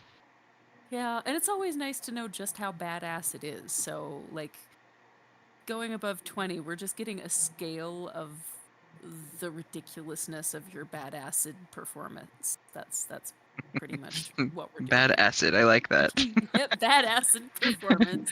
We don't want bad acid is the problem. That's how people die. That's what Byron took, Yeah, and now he's in that's this situation. See? Exactly. This is what you get for going to a Nirvana concert. So yeah, it's a wonderful performance that's very moving and kind of cathartic for you, Pyron. Like, there's this sense of calm that kind of washes over you and gives you a little bit more of that feeling of grounding where you are. He's just very slowly just gonna move his head side to side with the music. Like, Very not a nice. lot, but just enough that you can tell. Excellent. Is this like room like a cell? Mm-hmm. Hey, Danny. Mm-hmm. So after playing, Eden probably holds on to his locket. I figure this is something that's probably actually pretty triggering for him. Looking at his past, so this might be something that would trigger his particular mania. Yeah, roll me a wisdom save. Okay. Wisdom.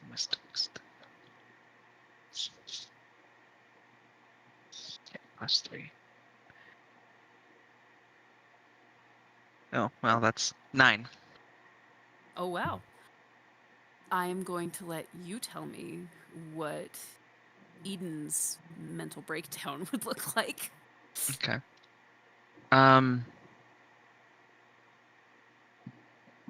Given where we are, he actually probably goes and just like sits next to Pyron and then puts one hand like on his shoulder and just starts crying and talking quietly.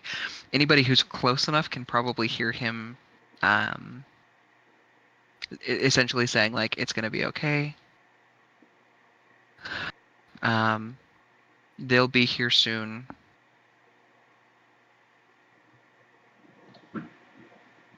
And actually probably just that, but like over and over, almost like a mantra.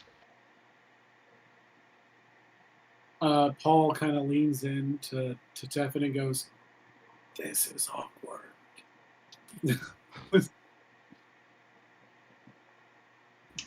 Callan seems to kind of absorb what's happening and looks a little heartbroken for both of you guys, and just lets you have some time for a moment first. He will lean over to Teffin or Thea, whoever seems most equipped to handle to answer the question. Definitely not Paul. Oh, And ask, is this a frequent thing? This, I think, No. is the first time I've seen it. Yeah. I think it's just hard to see a friend like this.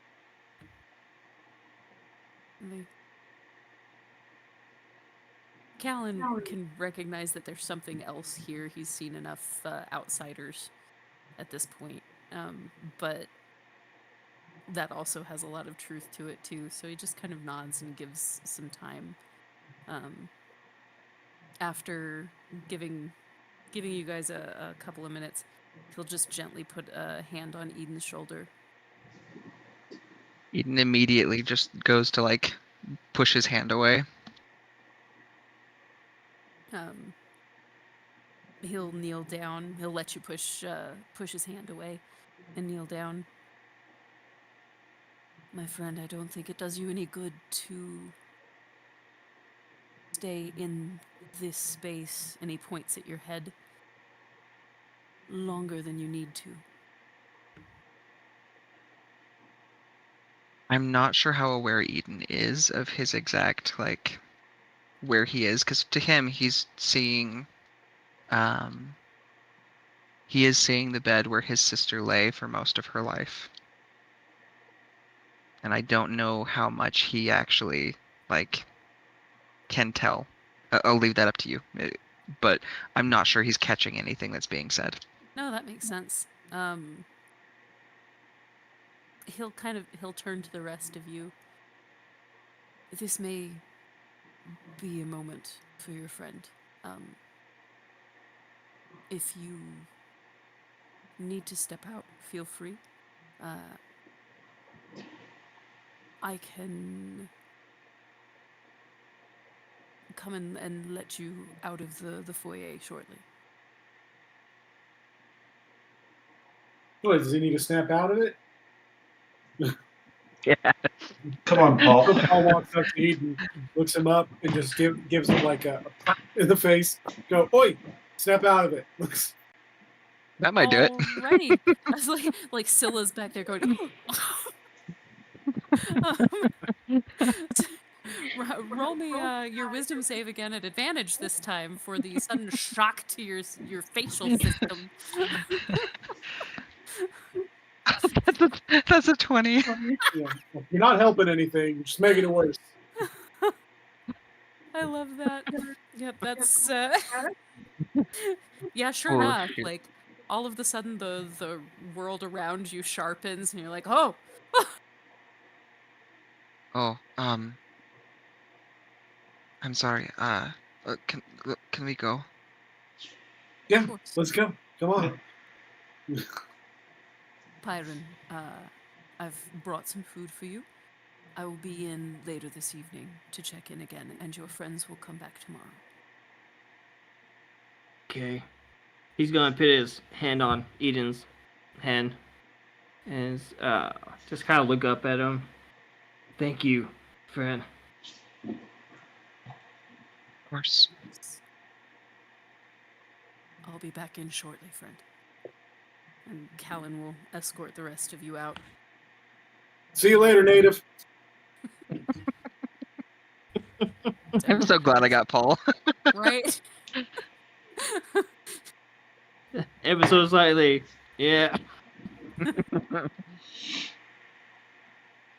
What was that, Reagan? I just telling him to rest and that we'll be back.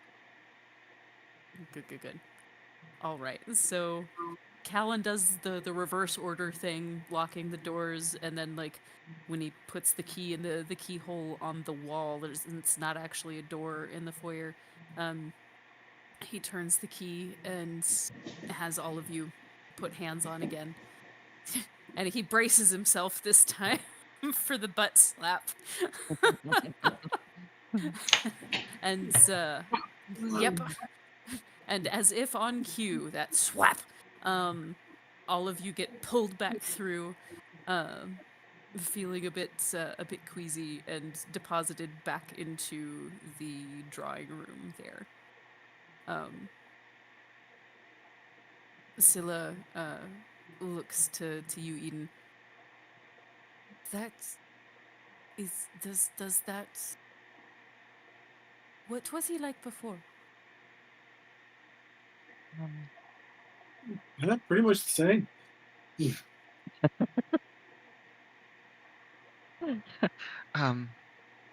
Well, less stretched.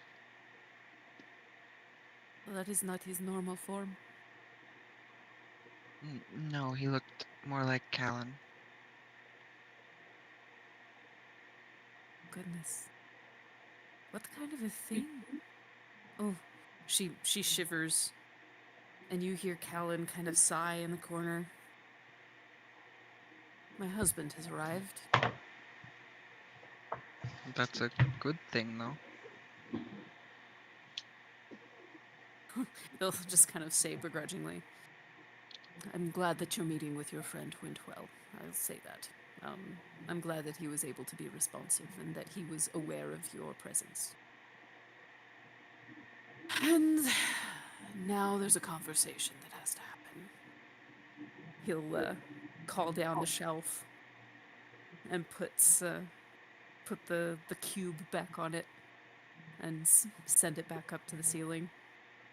Eden's gonna try to distract himself. He's gonna go over to the door. Oh dear. Are we about to merge worlds here? Nope. Because he's not gonna open it, but he's just definitely like, what the? Why is there a door to nowhere? Oh, that is not a door to nowhere. That is most definitively a door to somewhere. And we're going to ignore that door and come this direction. Why? What's in the door? It's a tent. That's all. It's just a tent. I walk to the door. Shit balls. Paul, Yes, let's go do this it. way, What's Paul. interesting about this door? I grab the handle and I jiggle it. Does it open? Is it unlocked? It is locked. This one would be a place that has a moon gate attached. It is in fact locked. Like, no, maybe at some point we'll show you behind there, but it's just storage. Camelot. That's a silly place. As it's a silly place. It's there's a lot of Silly place. things there. I mean, I can probably open it for you if you need me to. Oh no, we can get in if we need. It's fine. We need nothing from there right now. God. Let's come this direction.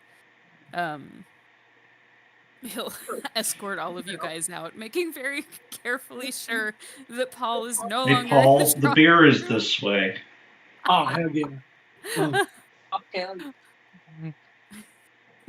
He'll take note of that and be like, okay, I need ale. And kind of gesture you guys back towards the dining room. I will be right back with Ambassador Mondeleon in tow. Does he want And us to call him that? probably not, but Okay. I just if that's a formality he prefers, then I want to understand. no, it is a formality I keep when I speak to others of him that have not met him, as it is his title, and it feels more respectful for me. No, I understand. I don't want to insult him by using the wrong name. Of course. I will have him meet us here, and I will get beer. Would you prefer that we do not mention that his errand was perhaps unnecessary? I have a very firm feeling that he will be told sometime before we go to sleep tonight. I Probably think that not is a by good me. idea. Oh, no, I would suggest that you tell him, in fact. I do intend to. Someone might beat me to it, but it is my intention. You're a good man. I don't want to be always.